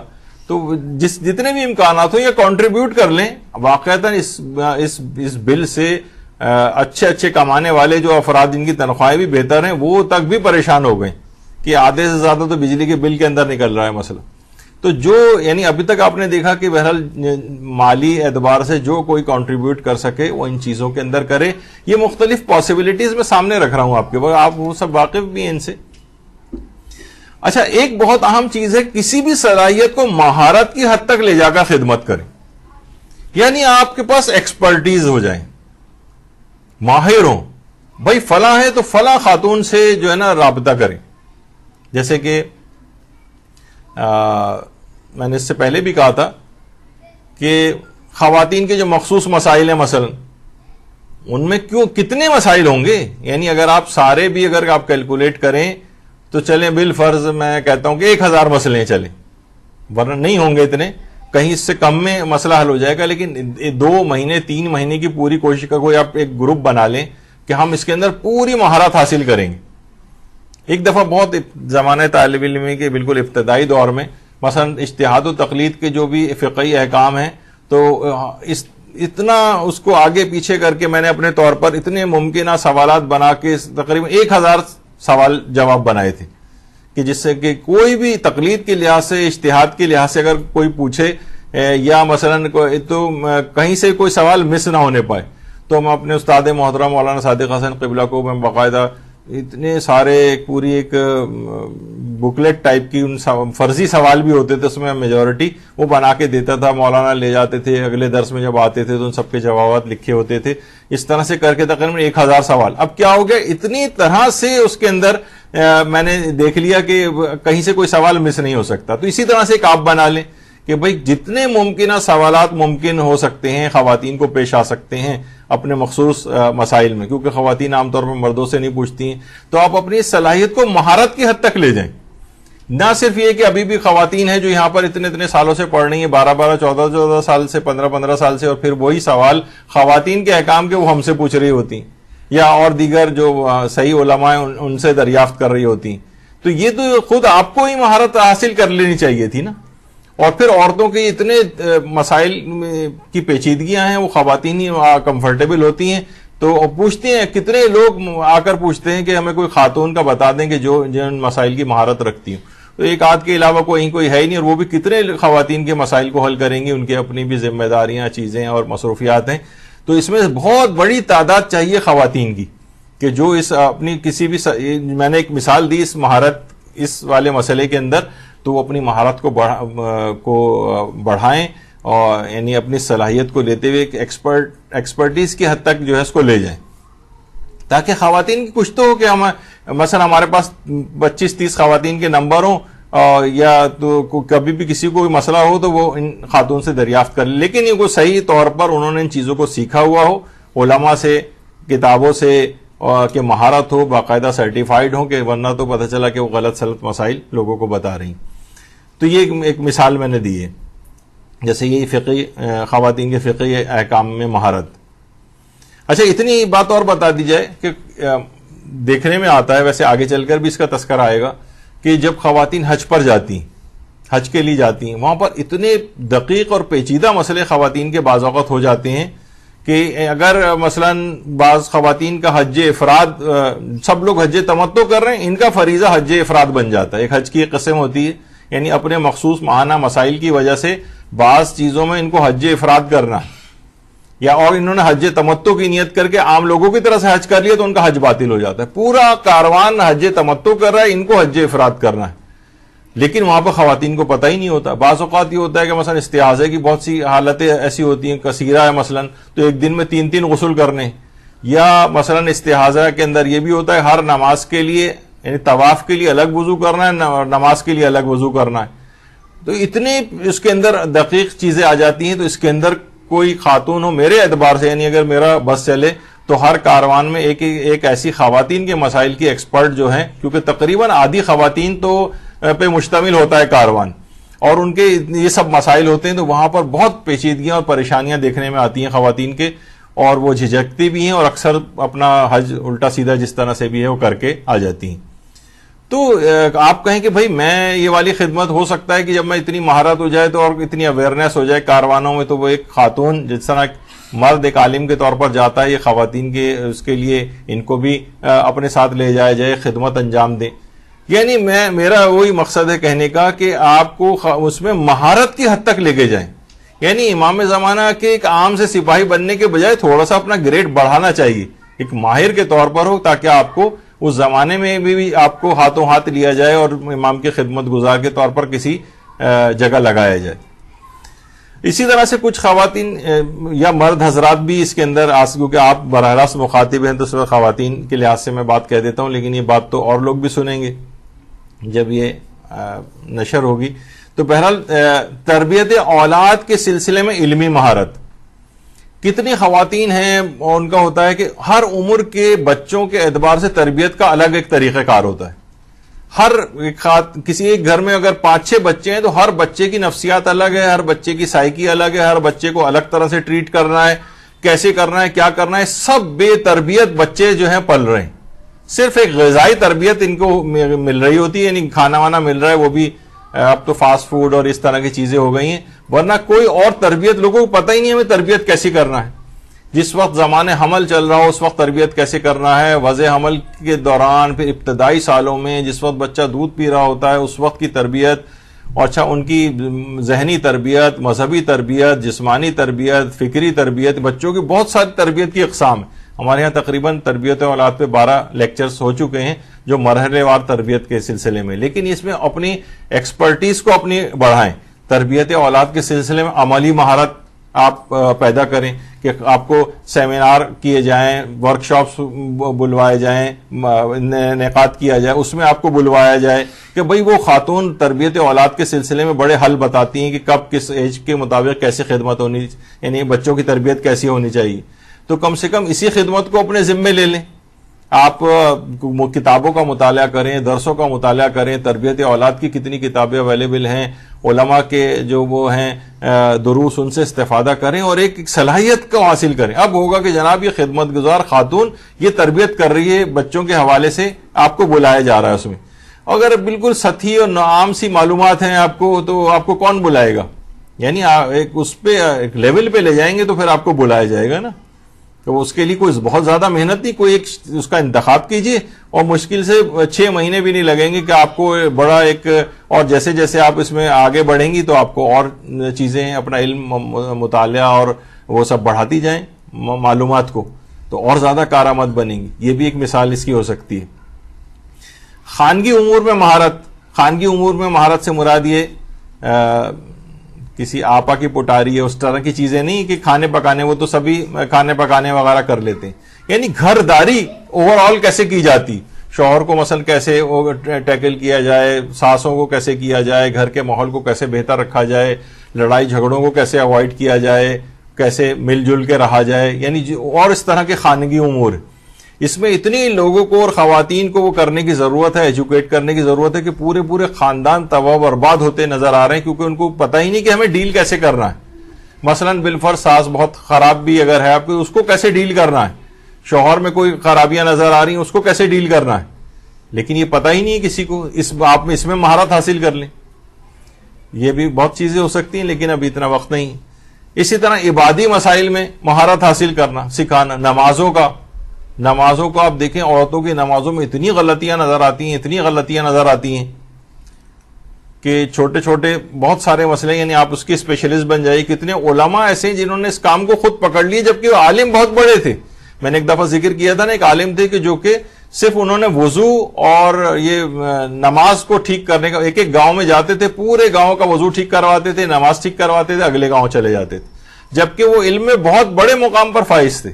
لیکن انہوں نے یہ کام بظاہر آپ کہیں گے یہ کوئی چھوٹا کام تو نہیں ہے، لیکن یہ کہ بظاہر چھوٹا ہے کہ بس صرف وضو ٹھیک کرائے اور نماز ٹھیک کرے، ارے اتنا بڑا کام اس شخص نے کر دیا. تو آپ عبادی مسائل میں مہارت حاصل کر لیجئے. یہ آپ کے سامنے ایک آپشن ہے. وہ میں مختلف قسم کے ذوق آپ کے سامنے رکھ رہا ہوں، اب آپ کا جو بھی ہو آپ دیکھ لیں کہ کون سا آپ کر سکتی ہیں. اس میں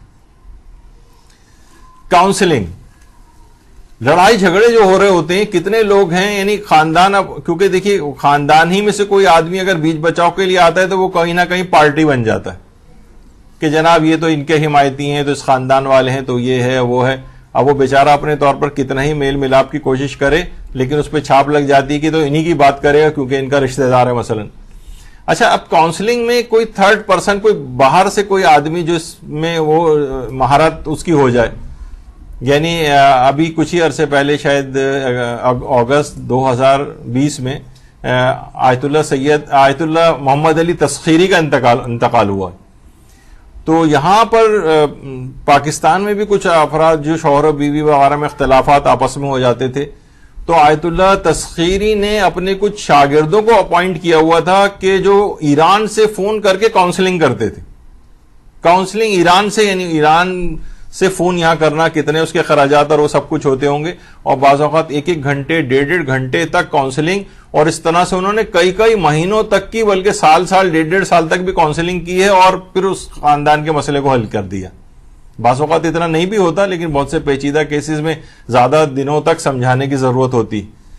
تو یہ خود ہی ایک مہارت والی چیز ہے. یعنی اگر آپ کوئی شخص ہو, میرے اپنے ایک دوست ہیں, وہ اس قسم کا کام انہوں نے کرنا شروع کیا اور اپنے طور پر بہت ہی خوش اور مطمئن ہے. کتنے گھروں کو انہوں نے ٹوٹنے سے بچا لیا ہے, کتنی طلاقوں کو جو ہے ہونے سے بچا لیا ہے, کیونکہ وہ ایک نیوٹرل ٹائپ کا آدمی ہے, تو اس کی بات دونوں طرف کے لوگ سنتے ہیں. کوئی خاندانی کوئی بزرگ یا وہ ہوتا ہے تو وہ فریق بن جاتا ہے یا شاید بیجا حمایت کرتا ہے, تو اس کی بات کا وہ اثر نہیں ہوتا بنسبت اس کے کہ کوئی. تو آپ میں سے کوئی ہو جو اس قسم کے ذوق رکھتی ہو کہ میں کاؤنسلنگ والا جو کام کروں گی, تو وہ والا کام کیجیے آپ, خدمت گزار امام بننے کے لیے.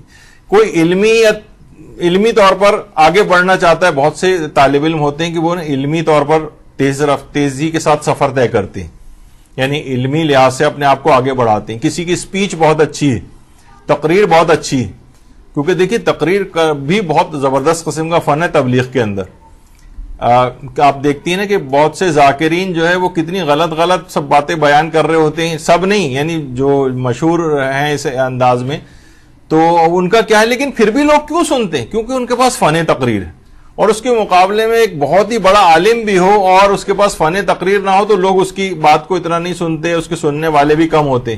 تو بہرحال ایک تبلیغاتی ٹول تو ہے نا یہ, اچھی تقریر کرنا, تو اچھی تقریر کرنی سیکھنی چاہیے. کسی کی اسپیچ بہت اچھی, آپ دیکھ رہے ہیں یہ بچہ, یہ لڑکی, یہ جوان, یہ اس میں آگے جا سکتا ہے, تو اس پہ خصوصی توجہ دی جائے کہ وہ تبلیغاتی امور کو اپنی اچھی تقریر کے ساتھ زیادہ لوگوں تک, یعنی اس طور پہ میسج پہنچا سکے اور لوگ اس کی طرف زیادہ اٹریکٹ ہوں. اب یہ بھی ایک چیز ہو سکتی ہے کہ اپنی صلاحیت کو آپ اس لحاظ سے پہچانیں کہ کس میں کیا صلاحیت. چھوٹے چھوٹے دروس قائم کرنے کا سلسلہ رکھیں. کسی کو ہو کہ دماغ میں کہ جناب گھروں کے اندر چھوٹے چھوٹے پاکٹس کے اندر درس ہوں, یہ والا کام اگر ہو سکے آپ یہ والا کام کر سکیں. چھوٹے دروس, 4 خواتین 5 خواتین, زیادہ کہ بالکل آپ وہ نہ کریں کہ جناب پورا کمرہ بھر جانا چاہیے, نہیں, 4-5 خواتین سے اس کی ابتدا ہو. ہمارے استاد محترم مولانا صادق حسن قبلہ, مجھے یاد ہے کہ جب یہاں حسینی تعبد کمیٹی یا مثلا خدام القرآن وغیرہ کے اندر ان کے درس ہوتے تھے, تو صبح 11 بجے کے قریب وہ درس سٹارٹ ہوتا تھا. میں تقریباً 1-1.5 گھنٹہ بس میں بیٹھ کے جو ہے ان کے درس میں جاتا تھا. شاید جس وقت میں ہوتے تھے وہ تقریر شروع کر دیتے تھے 11 بجے, چاہے ایک آدمی ہی بیٹھا ہو, میں اکثر میں ہی بیٹھا ہوتا تھا اور ایک آدھ مائک لگانے والا آدمی ہوتا تھا, اور پھر تھوڑی دیر بعد پھر لوگ آتے جاتے تھے اور مجمع کچھ ہو جاتا تھا. لیکن ان کو اس بات کی کوئی فکر نہیں ہوتی تھی, ایک آدمی بھی ہے تو وہ اسی پیس میں جس طریقے سے ایک بھرا ہوا مجمع ہے وہ تقریر اپنی گفتگو شروع کر دیتے تھے. تو بہرحال چھوٹے چھوٹے درسوں, پھر وہ خود ہی برکت خدا ڈالے گا, زیادہ لوگ متوجہ ہوں گے تو آنے لگیں گے آپ کے پاس. لیکن آپ اس کی کوئی پرواہ نہ کریں, اپنی ذمہ داری کر دیں ادا. میں اپنے گھر میں چھوٹے درس قائم کروں گی, کسی بھی اچھی خاتون کو گھر میں بلائیں, وہ مسائل بتائیں, احکام بتائیں, گھر میں برکت آئے گی, نورانیت آئے گی, اولادوں کی تربیت ہوگی, لوگ دیکھیں گھر میں اس طرح سے ہو رہا ہے, اور امام زمانہ کی خدمت بھی ہوگی. خدمت گزار بننے کے طریقے بیان ہو رہے ہیں, سب خدمت گزار بننے کے طریقے. کسی کا ذوق یہ ہے مثلا آپ اچھی ذاکرات کی تلاش اور فراہمی, مثلا آپ کتنے لوگ پریشان ہوتے ہیں, کتنے بے شمار فون ہمارے پاس کہاں سے آتے ہیں کہ فلاں شہر میں ایک کوئی ذاکرہ چاہیے جو اچھی تبلیغی مجلس پڑھ سکے. لوگوں کی ہوتی ہے کہ تبلیغات میں ان کا ذوق ہوتا ہے کہ تبلیغ ہونی چاہیے, تو آپ کوئی کسی کا یہ ہو تو باقاعدہ تلاش کرے کہ اچھی ذاکرہ کون سی. یہاں پر بہت سے ایسے ہیں کہ حتیٰ کہ جس زمانے میں حالات بہتر تھے لوگ انڈیا تک جاتے تھے اور وہاں سے ڈھونڈ کے, مثلا ایک صاحب جو عقیل غربی کو آقا یہ علامہ قیل الغربی کو تلاش کر کے لائے تھے. تو بہرحال وہ اس سے پہلے لوگوں کو پتہ نہیں تھا، لیکن وہ گئے اور تلاش کی، اور انہوں نے اس طرح اچھی ذاکرات کی بھی تلاش ہو سکتی، اچھی ذاکرات کی تلاش بھی ہو اور فراہمی بھی ہو. یعنی لوگوں کو بھائی فلاں سے اگر کانٹیکٹ کریں تو ان کے پاس ایک اچھی ذاکرات جو ہے وہ مہیا کر سکتے ہیں، یہ کر سکتی ہیں خاتون. تو آپ جو ہیں یہ والا اگر ذوق ہے تو یہ اس طرح کا کوئی کام پکڑ لیں لوگوں کو، یعنی اس طرح سے آپ جہاں جہاں تبلیغ ہوگی اس میں آپ کا بھی اثر ہو جائے گا. لوگ بہت واقعتاً بہت پریشان ہوتے ہیں. اچھا کیا ہوتا ہے کہ پھر جب کیونکہ مجالس گھر گھر میں ہو رہی ہیں تو ڈیمانڈ بہت زیادہ ہے، اتنی سپلائی کہاں سے لے آئیں، تو اس کے اندر پھر ہر قسم کی کھپ جاتی ہیں. یعنی غلط سلط پڑھنے والی بالکل کوئی ان کو خیال نہیں، تو بس لوگ کہتے ہیں بھائی کوئی بھی ہو بس ہمیں مجلس کرانی، بٹھا دو اس کو. تو اسی کے اندر آپ کو اچھی اگر فراہم کر سکیں کوئی اس طرح کا کسی کا ذوق ہو تو یہ بھی ایک خدمت ہو سکتی ہے. امام زمانہ علیہ السلام سے متعلق کتابوں کی اشاعت اور تقسیم اور تراجم کا کام. کتاب امام زمانہ کے متعلق جیسے ایک دفعہ ہم نے بیان کیا تھا کہ صرف نیپولین بوناپارٹ یعنی ہزاروں کی کتابیں ہیں اس کے اوپر جو ہے لکھی جا چکی ہیں اب تک. نہ اس آدمی کی کوئی سیرت تھی، نہ کردار تھا، نہ کوئی کیریکٹر تھا، نہ کوئی اس کے اندر ایسی چیزیں تھی، لیکن نیپولین بوناپارٹ پہ اتنی لکھنے والوں نے لکھا ہے. اور امام زمانہ علیہ السلام جو اس وقت پوری دنیا کے نجات دہندہ ہیں، آپ کے امام ہیں. اللہم صلی علی محمد و آل محمد.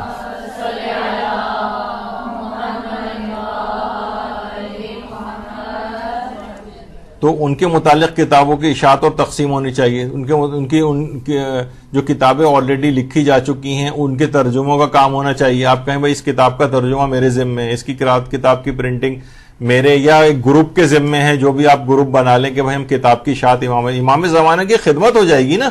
آپ خدمت گزار امام زمانہ بن جائیں گی کہ آپ نے امام زمانہ سے متعلق ایک اچھی کتاب کا ترجمہ کرا کے مارکیٹ میں لے آئے اور اس کو مثلا مجالس میں تقسیم کرانے کا، پمفلٹ کے طور پر کرانے کا انتظام کیا. مثلا ایک کتاب یا کتابچہ اسے کہنا چاہیے کہ جس میں 150 سوالات کے جوابات امام زمانہ سے متعلق مدرسے نے شائع کیا تھا، اور مومنین کی 35 ذمہ داریاں. اس کو کتنا لوگ لے کے تقسیم کراتے ہیں. ابھی نیچے ہی میں سن رہا تھا کہ ایک صاحب نے 1000 اس کو چھپوا کر اور گلگت بلتستان وغیرہ بھجوائیں.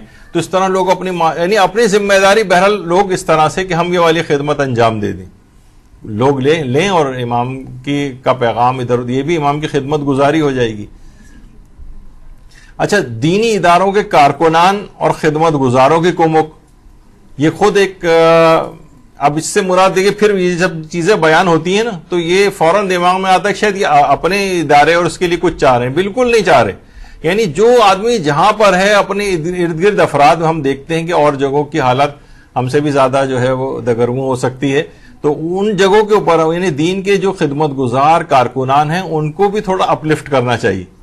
ان کی بیچارے وہ ویسے ہی غربت کے اندر زندگی گزار رہے ہوتے ہیں اور اسی میں خدمت انجام دے رہے ہوتے ہیں. ان کو کچھ سہولیات مہیا ہو جائیں، ان کو ہو جائے تاکہ اطمینان کے ساتھ وہ اپنے اس کام کو کر سکیں. بہت سے ایسے افراد ہیں کہ جو جابز کر رہے ہوتے ہیں، پھر وہ مدرسے کے اندر پارٹ ٹائم اپنی کوئی خدمت یا والنٹیئر کے طور پہ کام کر رہے ہوتے ہیں.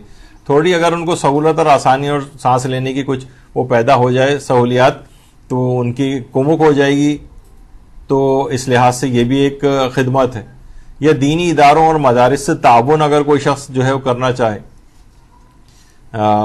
جو بھی اپنی حیثیت کے مطابق اس لحاظ سے ہو. بہت سے ایسے ہیں، میں تیزی سے گزر رہا ہوں کیونکہ وقت نہیں ہے، اور کچھ اعمال نیمہ شعبان جو کہ آپ لوگ کل انجام دیں گے، اور کچھ آغا خوئی وغیرہ کے مقلدین وہ آج ہی شب میں انجام دیں گے، تو وہ بھی تھوڑا سا تذکرہ تاکہ ہو جائے. علماء کی تقاریر کے اقتباسات کی اشاعت. دیکھیے پورے مجلسیں اور وہ درس سننے کا بعض اوقات ٹائم نہیں ہوتا ہے. اب ہمیں پتہ ہے کہ ہم پر بھی کتنا لوڈ ہوتا ہے مدرسے پر کہ وہ پوری تقریر میں سے کوئی اہم پیغام یا وہ نکالنا تقریر کا حصہ، اور وہ پھر اس کو کراپ کر کے اور اس کو پورا ایک درس کے کلپ کے طور پر بنا کر اس کی اشاعت کرنا. تو یہ بہت بڑا کام ہے کہ اس میں سن کے اور اتنا آپ نکالیں کہ بھئی یہاں سے یہاں تک میں یہ بہت اچھا میسیج ہے، اس کو الگ سے نکال کر، یہ بھی ایک بہت بڑا کام ہے.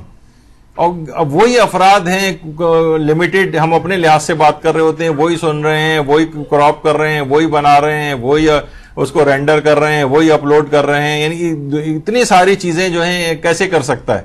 اس کے لیے زیادہ افراد اپنا خدمت انجام دیں تو سب کے لیے سہولت ہو جائے گی, سب کو دین کی چیزیں پہنچیں گی. کتنی چیزیں آپ کے پاس بے تحاشا آتی ہیں, آپ اسے سنیں, اس میں سے نکالیں کہ ہاں یہ اسلام کا پیغام بہت اچھا ہے, اس کو میں کراپ کر کے اور اس کا کلپ بنا کے اور میں اس کو وائرل کروں گی یا جو کوئی بھی ہے, تو اس سے لوگ تبلیغ ہوگی.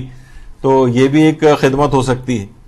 اچھا, بہت سے افراد ایسے ہیں جن کی جناب اردو یا انگریزی اچھی ہے, وہ ٹائپ کر سکتے ہیں, پروف ریڈنگ کرنے والے افراد چاہیے ہوتے ہیں. اب یہ کہ جناب مثلا جیسے ہمارا مدرسہ ہے, اس میں جو احادیث ہیں یا مسائل ہیں ان کو بھی نکالا جائے, وہی افراد نکالیں, وہی چیزوں کی سلیکشن کریں, وہی پھر ان کو ٹائپ بھی کریں, وہی پھر ان کو پروف ریڈنگ کریں, وہی پھر وہ ان کی جو ہے وہ گرافک ڈیزائننگ کریں, پھر وہی سب رینڈر کریں, وہی اپلوڈ کریں. یعنی کتنے سارے کام آپ چند افراد کیسے کر سکتے ہیں. تو آپ میں اگر کوئی خدمت ہو کہ جناب میں بہت اچھی اردو ٹائپنگ میری اچھی آتی ہے, مجھے انگریزی ٹائپنگ میں اچھی کر سکتی ہوں, میں پروف ریڈنگ اچھی کر سکتی ہوں, یہ بھی بہت بڑا کام ہے پروف ریڈنگ.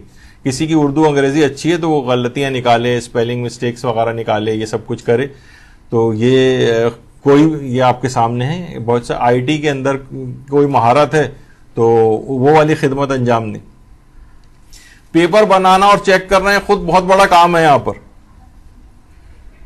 ورنہ ایک زمانہ تھا مدرسے کے اندر ہم اتنے اعلیٰ کوالٹی کا پیپر یہاں پہ ہوتا تھا کہ بہت بڑی ابتدائی جو لڑکیاں جس پروسیس سے امتحانات کے گزر کے یہاں سے گئی ہیں وہ ماشاءاللہ بہت اچھا معاشرے کے اندر کام کر رہی ہیں.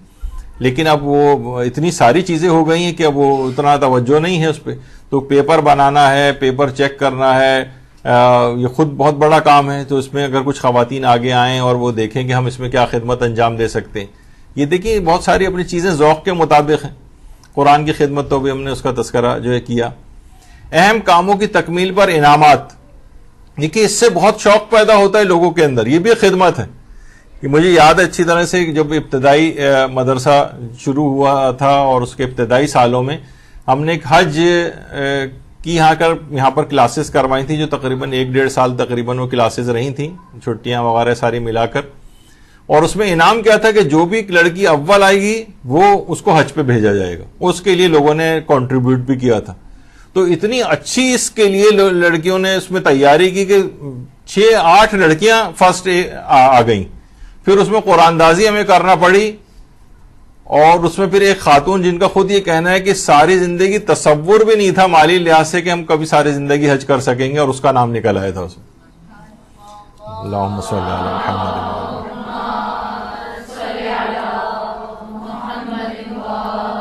تو مختلف چیزیں مثلا ابھی بھی ہم اناؤنس کرتے ہیں بعض اوقات, لیکن لوگوں کی طرف سے بھی ہونا چاہیے. لوگوں کی اپریسیشن ہی نہیں ہے. فسق و فجور کی کتنی اپریسیشن ٹی وی کے اوپر ہوتی. یہ جناب یہ دیکھیے کتنی زبردست یہ گانے گاتے ہیں, یہ فلاں ان کے کتنے جوہر ہیں, یہ فلاں چیز کرتے ہیں, لیکن کوئی دین کے اعتبار سے اب دیکھیے جیسے حج والی کلاسز ہوئیں اس کے اندر یہ سب کچھ ہوا تو بہت انکریج ہوئی لڑکیاں, اور انہوں نے بہت اچھی مہارت حج کے احکام کے اندر حاصل کی. اسی طریقے سے کوئی بچہ ہے, آپ کہیں گے جو بھی آخری پارہ یاد کرے گا, کوئی شخص یہ کہے کہ بھائی میری طرف سے فلاں انعام رکھا جائے, یا زیارت پہ بھیجا جائے گا اس کو, یا کچھ اس طرح سے کتنا ہوتا ہے. بعض اوقات ہوتے ہیں ٹی وی پہ نعتیہ پروگرام ہوتے ہیں کہ جو بھی ہوگا اسے عمرے پہ بھیجا جائے گا, عمرہ ٹکٹ اور فلاں یہ. تو اس طرح سے بہت ساری چیزیں جو دیگر افراد ہیں وہ اس سلسلے میں آ گیا ہے, تو معاشرے کے اندر نیکیاں نظر آئیں گی بڑھتے ہوئے. یہ بھی امام زمانہ کی خدمت ہے کہ نیکیاں ہوتے ہی نظر نہیں آ رہی, ان کو کوئی اپریشیٹ کرنے والا ہی نہیں ہے. کوئی اگر اچیومنٹ ہو بھی جائے کہ جناب اس کو آخری پارہ یاد ہے تو لوگ بس سن کے گزر جائیں گے, کوئی انعام دینے کو تیار نہیں ہوتا اس کو. خیر, تو اچھا اگر خدمت کا زیادہ وقت نہ ہو تو کسی اور چیز کو اپنا قائم مقام بنا دیں. خدمت کا زیادہ وقت نہ ہو. اول تو دیکھیے امام زمانہ کے لیے خدمت کا وقت نہ ہو, یہ اتنا عجیب سا جملہ مجھے لگ رہا ہے اگر خدمت کا وقت نہ ہو پھر اس زندگی کا فائدہ کیا ہے. لیکن چلیں بالفرض اگر وقت کم ہے آپ کے پاس تو کسی اور چیز کو مثلا مال کو اپنا قائم مقام بنا دیں. اب مثلا میں ایک مثال دے رہا ہوں, اس کو پورا اس طور پر نہیں, بعض اوقات لوگ ایک خاص اینگل سے ہم چیز کو سمجھاتے ہیں تو اسے کہیں اور لے جاتے ہیں. مثلا ایک خاتون کو یہ ہے وہ تبلیغات اور اس کے اندر اس کی صلاحیت بہت زیادہ ہے. اب بجائے کہ گھر کے اندر بس جھاڑو پوچھا کرنے میں اور اس کے اندر بھائی یہ چیزیں تو 4-5 ہزار کی ماسی رکھ کے بھی کام ہو سکتا ہے، لیکن تم اس وقت بڑے کام کر سکتی ہو. یا اب یہ نہیں کہ بہت سی خواتین ہو کہ وہ ملازمائیں بھی رکھ لیں، کام بھی نہ کریں، یا اس کو اپنے لیے کوئی اس کا بنا لیں ایک بہانہ. لیکن میں اس لحاظ سے کہہ رہا ہوں کہ مثلا دیکھیں سسرال والے دیکھیں، گھر والے دیکھیں کہ بھائی اس کے اندر یہ صلاحیت ہے. ٹھیک ہے، یہ آج کل کے زمانے میں اتنی یہ چیزیں گھریلو طور پر کی جا سکتی ہیں، کسی کو ملازمہ رکھا جا سکتا ہے، لیکن یہ والے کام کر سکتی ہے خاتون، تو ٹھیک ہے اس کو تبلیغات میں آگے بڑھاتے ہیں. تو خدمت کا اگر وقت نہیں ہے یا کوئی اور اس طرح سے ہے، اور آپ تو اپنے مال کو قائم مقام بنا دیں.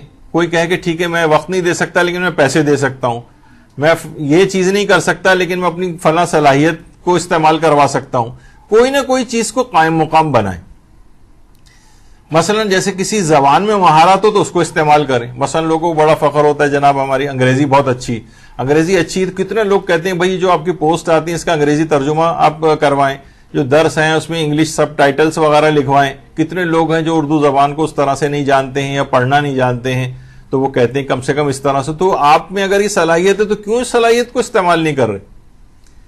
یعنی اچھا پھر علاقائی زبانیں ہیں، اس میں کوئی مثلا اردو ہوگی تبلیغ یا انگریزی میں ہوگی. علاقہ مثلا پنجابی میں، سرائکی میں، پشتو میں، گجراتی میں، یا کوئی اور جو زبانیں ہیں جو اس کی مہارت رکھتے ہوں اس زبانوں میں ترجمہ کر کے بھی تو کروائیں اس کام کو. یعنی اپنی زبان کی مہارت کو دین کے اندر استعمال کریں. یہ ایک ذوق اگر کسی کا ہے تو اس فیلڈ کے اندر جو ہے وہ آگے آ کے کام کرے. علماء اور دینی طالب علموں کی کمک کرے. کو کہہ کہ جناب جو نجف قوم یا فلاں دینی مدرسہ جو طالب علم پڑھ رہے ہیں اتنوں کا خرچہ مثلا میں اٹھاتا ہوں، اتنے علماء کی کمک میں کرتا ہوں. وہ بیچارے وہاں نماز اجارہ پڑھ رہے ہیں اور اتنے سالوں کی نمازیں پڑھ رہے ہیں، لوگوں کی لے کے اس سے گزارا کر رہے ہیں. اس سے بہتر ہے کہ اپنے ٹائم کو وہ اپنے پڑھائی میں لگائے کہ وہ نماز اجارہ پڑھ کے گزارا کر رہا ہے. تو یہ والی خدمت جو ہے وہ کی جا سکتی ہے. اپنی نعمتوں کو اور اپنے مال کو قائم مقام بنائی. نعمتیں کون سی؟ مثلا آپ کے پاس گاڑی، آپ نے کہا ٹھیک ہے 2 گاڑیاں گھر میں کھڑی ہوئی، ٹھیک ہے یہ گاڑی عالم کو درس کے لیے لانے لے جانے میں استعمال ہوگی. خواتین ہیں، خواتین میں جانتا ہوں ان کو کہ جناب مجلس میں جا رہی ہیں، درس میں جا رہی ہیں، 3-4-5 خواتین اور لیتی ہوئی پک اینڈ ڈراپ والی جو سروس ہے وہ اس طرح سے اپنے ذمے یہ والی خدمت لے لیں. یعنی اپنی نعمت جو آپ کو اللہ نے دی ہوئی ہے اس کو قائم مقام بنائیے. چاہے آپ نہیں بھی ہیں تو آپ ڈرائیور کو دے کے روانہ کر دیں مثلا، یعنی جن کے پاس یہ سہولت ہے کہ وہ دین کے اندر امام زمانہ کی خدمت میں آپ کی نعمت یعنی وہ گاڑی وغیرہ استعمال ہو جائے. 1 سال میں چند شادیاں کرانے کی ذمہ داری آپ لے لیں. خود سوچیں کہ بھائی پورا سال گزر گیا، میں نے کیونکہ دیکھیے خود غرضانہ سوچ ہے. بہت سی خواتین ہیں کہ جناب مدرسے میں آئیں، اچھی جگہ مثلا شادیاں ہو گئی، ان کے بعد ان کو احساس بھی نہیں ہوتا کہ جو ہمارے ساتھ پڑھنے والی فلاں تھی اور اس کی بھی وہ شادی ابھی تک نہیں ہوئی، میں آگے بڑھ کر اس کی شادی بس اب خوش ہو اور مطمئن ہو گئی، ہماری اچھی جگہ شادی ہو گئی، بچے ہو گئے، اچھی لائف گزر رہی ہے. ایک خود غرضانہ قسم کا ایک فکر پیدا ہو جاتی. امام زمانہ کا خدمت گزار بننا ہے تو کچھ 1 سال میں چند شادیاں کرنا، کم سے کم یہ ایک شادی کروانے کے لیے ہی بھاگ دوڑ کریں لوگوں کی. لوگ آج کل پڑھتے نہیں ہیں کہ ہم جو ہیں وہ اس میں بدنام ہو جائیں گے، کیا ہو جائے گا. اسی طرح سے مثلا غریب و متوسط افراد کی شادیوں میں کوئی ذمہ داری قبول کر لیں. کتنے لوگ پریشان ہوتے ہیں غریب اور متوسط افراد کے. مثلا آپ کہیں کہ ٹھیک ہے میں شادی میں کھانے کا خرچہ میری طرف سے، یہ لان یا مثلا شادی ہال ہے اس کا رینٹ میری طرف سے، یہ کوئی بھی اس طرح سے کہ جو ضرورت ان کی ہو. آپ دیکھیں کہاں ہوتا ہے ضرورت اس کی، وہاں غریب اور متوسط افراد بھی آج کل متوسط بھی غریب والی کیٹیگری میں تقریباً چلے گئے.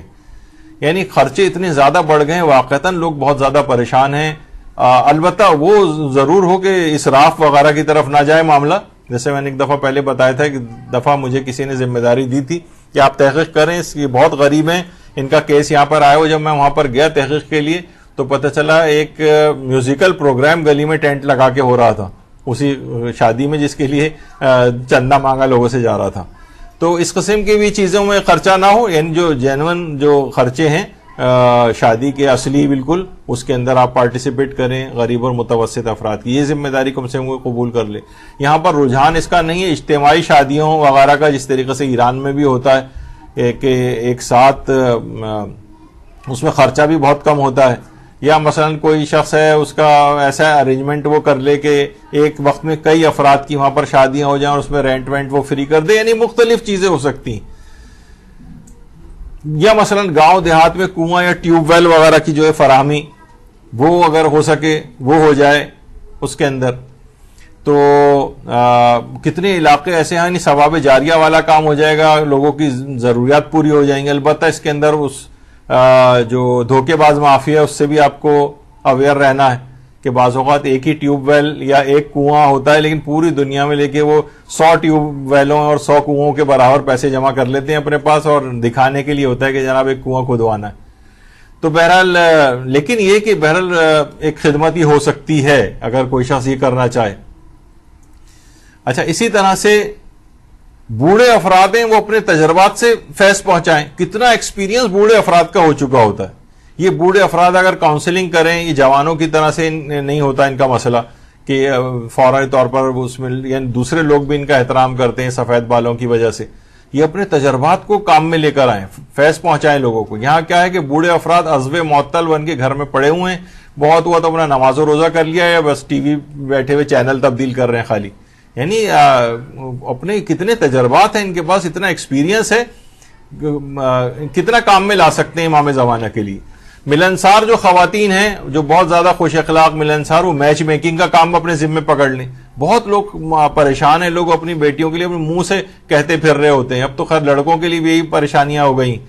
تو جو اس قسم کی خواتین وہ یہ والے میچ میکنگ کا کام کر سکتے ہیں. کسی کی زیادہ حیثیت ہو تو کسی غریب فیملی کو خوشحال کر سکتے ہیں، مثلا مکان لے کر دے دیا یا مثلا اتنا ان کو ہو گیا. ورنہ کیا ہوتا ہے ہینڈ ٹو ماؤتھ، جتنی ضرورت ہو اتنا آپ نے دے دی تو ہر وقت وہ ضرورت مند ہی رہے گا. کچھ ایسا اس کے لیے ہو جائے کہ وہ اس کی اگر جس کے لیے ایسے امکانات ہوں، کیونکہ ہم ہر طرح کی چیزیں ڈسکس کر رہے ہیں تو اس میں یہ بھی چیز آ رہی. کیریئر گائیڈنس، کتنے نوجوان سخت پریشان ہیں کہ ہم کس طرف جائیں، کیا کریں، کون سی جاب اس کا انتخاب کریں فیلڈ کا اپنے لیے.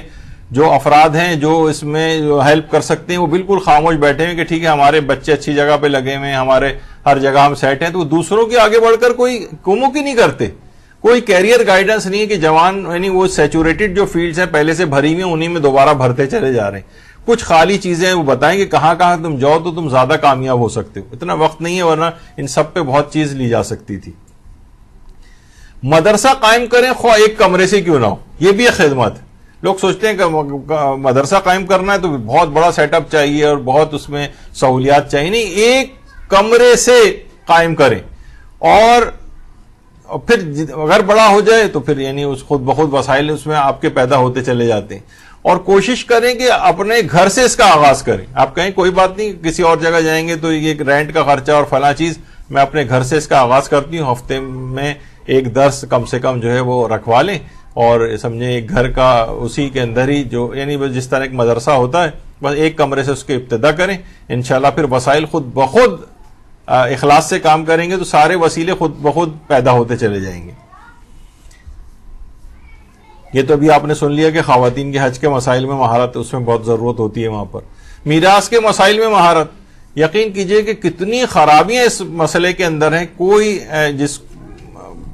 جو افراد ہیں بھی وہ بھی اتنی زیادہ مہارت اس میں نہیں رکھتے. یعنی کوئی ایسے افراد ہوں مردوں میں سے، خواتین ہوں تو وہ بھی کہ میراث کے مسئلوں میں مہارت حاصل کریں تاکہ لوگوں کو صحیح طور پر میراث کی ڈسٹریبیوشن کیسے ہوتی ہے، کیونکہ پیچیدہ مسائل بھی ہیں. لیکن اگر کوئی مہارت حاصل کرنا چاہے تو یہ بہت اچھی خدمت کا اس کے موقع ہے. خواتین حجاب کے مسائل میں مہارت حاصل کریں.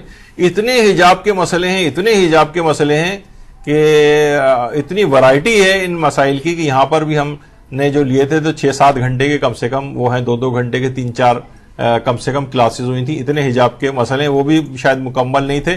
یعنی اگر کوئی اس میں پوری مہارت حاصل کرنا چاہے تو خواتین کے حجاب کے اتنے مسائل ہیں کہ حجابوں کی اقسام، طریقے، یعنی اتنی اس کے اندر چیزیں موجود ہیں. اس میں مہارت حاصل کر لیں. اس میں خدمت کوئی بھی امام کی جو ہے وہ انجام دیں. گھریلو جھگڑوں کو دور کروانے میں اپنا پارٹیسپیٹ کریں، اس میں مہارت حاصل کر لیں. کوشش کریں کہ یہ بھی بہت بڑی امام زمانہ کی خدمت ہے کہ اولاد کو عالم دین بنائیں.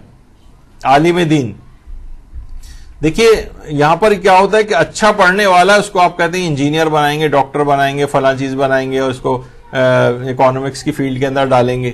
اور جو بالکل کچرا اسٹف ہوتا ہے اس کو کہتے ہیں چلو اس کو مولوی بنا دیتے ہیں کسی مدرسے میں جو کرا دو. تو ظاہر ہے جو اس طرح کی جب را مٹیریل ایسا آپ پرووائڈ کریں گے تو جو پروڈکٹ ہے اس کے اندر بھی پھر اسی طرح کی کجی آپ کو نظر آئے گی. اولاد کو عالم دین بنائیں باقاعدہ, صرف خواہش کی حد تک نہ, اس کے لیے پوری پلاننگ بھی ہوتی ہے.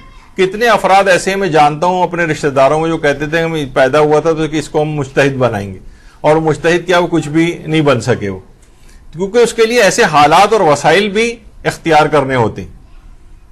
یعنی ان کی مالک اس لحاظ سے, جیسے آپ ہی کے استاد ہیں مولانا ڈاکٹر شیخ محمد علی, اپنے بیٹے کو بھی کچھ ہی عرصے پہلے انہوں نے اے لیولز کے بعد جو ہے انہوں نے وہاں بھجوا دیا ہے قم پڑھنے کے لیے. وہاں پہ بھی ماشاءاللہ بہترین پڑھ رہا ہے, اور یہاں پہ بھی وہ بہترین پڑھنے والا تھا. یعنی کسی کچرا اسٹف جسے میں نے کہا ہے وہ اس کو نہیں بھیجا, بلکہ بہت اچھے پڑھائی والے کو بھیجا, اور وہاں جا کر بھی وہ پہلی پوزیشن لے رہا ہے. اور اس کو کہا ہے کہ 5 سال تک پیسے کی بالکل پرواہ نہیں کرو, ہر طرح کے جو اخراجات میرے ذمہ, بالکل صرف پڑھنا ہے. تو باپ آگے بڑھ کر اس کی کمک کرے کہ میں تمہارا سارا خرچہ اٹھاؤں گا, بس اب وہ بھی ظاہر ہے ایسا نہ ہو کہ وہ بھی وہاں جا کے مال مفت دل بے رحم کے طور پر وہ مال لٹاتے رہیں باپ کا اور پڑھ کے نہ دیں, یعنی خود بھی ان کو اس طرح سے. تو بہرحال اولاد کو عالم دین بنانا ایک بہت بڑی خدمت ہو جائے گی. یہ جیسے میں نے ابھی کہا تھا کہ پک اینڈ ڈراپ وغیرہ کرنا, تبرک کا اہتمام کر دینا, یا میرے سے ایک اور خدمت بھی ہے جو یہ آخر میں لکھی دیکھ پہ بیٹھنا. یعنی میں نے بہت سی چیزیں, چھوٹی چیز, یقین کیجئے کتنے ہی خاندانوں میں ایسے افراد ہیں کہ ان کے علاوہ دیکھ پہ کوئی بیٹھ ہی نہیں سکتا. یہ بہت بڑا کام ہے. مجھے آپ کہیں گے 1 لاکھ روپے لیں, دیکھ پہ بیٹھ کے آپ یہ حصے وغیرہ بنائیں اور یہ نکال کے دیں, اس میں مجھ سے نہیں ہو سکے گا کام. یعنی وہ ان کا ذوق اس قسم کا ہے. ہر شخص اپنے ذوق اور صلاحیت کے مطابق کام کرے, کوئی نہ کوئی خدمت پکڑے, چاہے کوئی چھوٹی سے چھوٹی خدمت کیوں نہ ہو. تو اس طرح سے اچھا جی, ابھی جو بات بیان ہو رہی تھی کہ خاص شعبے میں مہارت کو کمال کی تک لے جائیں پھر خدمت کریں. اس میں کیا ہے, جیسے اس میں مثال مثلا یہ آپ کے سامنے جو شخصیت ہے, اب تو ان کا انتقال ہو چکا ہے, آغا اصغر.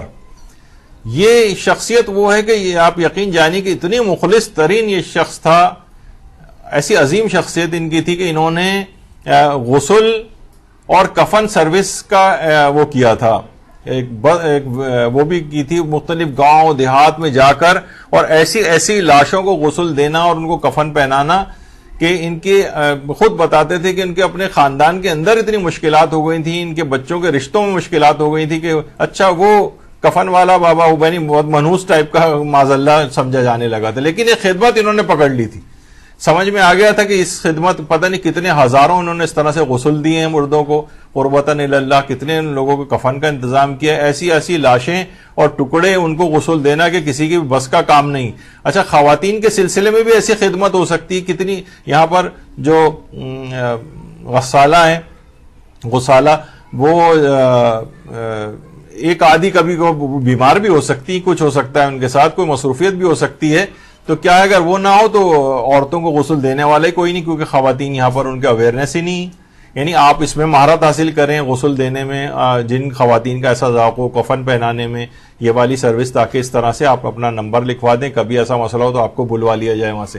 تو آغا اصغر نے اس طرح سے اپنی پوری زندگی جو ہے اس کے اندر انہوں نے لگائی, اور ایک امام زمانہ کی خدمت اپنے ذمے پکڑ لی. بچوں کو دیکھیے, بس ختم ہو رہی ہے بات, اور وہ پارٹ پورا رہ گیا کہ شب نیمہ شعبان میں کون کون سے اعمال انجام دینے ہیں. لیکن اس سلسلے میں پہلے بھی جو ہمارے درس ہو چکے ہیں وہ انٹرنیٹ پہ ہیں اویلیبل, وہاں آپ دیکھا جا سکے گا, ان کو بہت وقت نہیں رہا.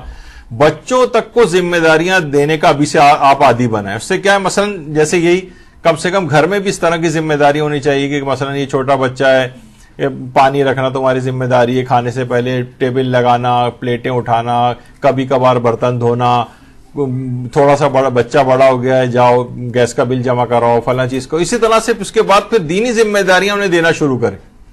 دینی ذمہ داریاں تم ہی اٹھو گے, تم سب کو نماز فجر کے لیے اٹھاؤ گے یا وغیرہ, اس طرح سے کر کے پھر یعنی ذمہ داری قبول کرنا جو ہے یہ بچپن سے ہی ایک اس کی سرشت میں آ جانا چاہیے, ورنہ یہ بڑا ہو کر بھی انتہائی غیر ذمہ دار رہے گا, اور امام زمانہ کی بھی کوئی ذمہ داری قبول نہیں کرے گا. ذمہ داریوں کو اس طرح سے لینے کا عادی, اب اس کا وقت نہیں ہے ورنہ اس میں مزید باتیں بیان کرتا. بہت سے ایسے بھی افراد ہیں جو کہ ٹھیک ہے ہم تقریر نہیں کر سکتے، لیکن مثلا LCD کے اوپر درس لگا کے لوگوں کو جمع کر کے اس پر درس سنواتے ہیں اپنے اپنے علاقوں کے اندر. کتنے ایسے لوگ ہیں جن کو میں جانتا ہوں جو کہتے ہیں کہ ہم اس طرح سے درس حاصل کرتے ہیں، یہاں سے لے کے ڈاؤن لوڈ کرتے ہیں، اس کے بعد لوگ اپنے علاقے کے لوگوں کو جمع کر کے درس سنواتے ہیں، پھر تبرک بانٹ دیتے ہیں، الگ سے کسی کا انتظام بھی ہمیں نہیں کرنا پڑتا، اور موقع کی مناسبت سے ہمیں درس مل جاتے ہیں. یہ بھی خدمت ہے. تو اصل چیز یہ ہے کہ اپنی عمر، جنس، ذوق، قابلیت، صلاحیت اور وقت کی ضرورت کو دیکھتے ہوئے خدمت انجام دیجیے. ہر شخص کر سکتا ہے. میں نے آپ کے سامنے چھوٹی بہت ساری مثالیں بکھری ہوئی جو معاشرے کے اندر ہیں. ابھی بھی اس کے اندر اگر گنجائش اتنی تھی کہ اگر عمر کے لحاظ سے بھی کہ جوان کون سی خدمت انجام دیں تو بوڑھے کون سی خدمات انجام دے سکتے ہیں، تو عورتیں گھر کیسی خدمات انجام دے سکتی ہیں، ورکنگ لیڈی کون سی خدمات انجام دے سکتی ہیں، گھر پہ رہنے والی ہاؤس وائفز کون سی خدمات انجام دے سکتی ہیں. وہ اس طرح سے بھی بات ہو سکتی تھی. لیکن یہ کہ بہرحال اس کا تھیم اور پیغام یہ بنا کہ اپنی عمر کے مطابق، آپ کی عمر کیا ہے، آپ کا یعنی خاتون ہیں یا مرد ہیں، اس اعتبار سے آپ کا ذوق کس کے اندر ہے، کیونکہ جس چیز کا ذوق نہ ہو اس میں آپ زیادہ عرصے کام نہیں کر سکتی. آپ کو خود بھی شوق ہونا چاہیے. آپ میں قابلیت کس چیز کی ہے وہ آپ خود بہتر جانتی ہیں. آپ میں صلاحیت کون سی ہے، پھر صلاحیت ہے بھی تو اس کو کمال تک لے جائیں. اور وقت کی ضرورت کو بھی دیکھیں. بہت سی چیزیں ایسی ہیں کہ جو ڈپلیکیشن آف ورک ہوتا ہے نا، یعنی مکھی پہ مکھی بٹھا دیتے چلے جانا ایک ہی چیز کے اوپر. تو وقت کی ضرورت دیکھیں کہاں کہاں کمی زیادہ ہے، کہیں پہ سیچوریشن آف ورک ہے، کہیں بالکل خالی پڑا ہوا ہے کام. تو آپ دیکھیں کہاں کام کی زیادہ ضرورت ہے، وہاں پر زیادہ اپنی خدمت کو انجام دیں. یہ اختصار کے ساتھ امام زمانہ کی اس طرح سے خدمت گزار بننے کے کچھ چند ایک طریقے آپ کے سامنے ہم نے پیش کیے. یہ عملی اقدامات تھے. ہر شخص اپنی ذوق اور فکر کے مطابق اپنی ذمہ داری کو قبول کرے. انشاءاللہ وہ جب امام زمانہ علیہ السلام کا ظہور ہوگا تو ان کے سامنے سرخرو ہوگا اور امام کی طرف سے کوئی نہ کوئی ذمہ داری اس کو دی جائے گی، اور ظہور کے بعد بھی امام زمانہ کے خدمت گزاروں میں اس کا شمار ہوگا.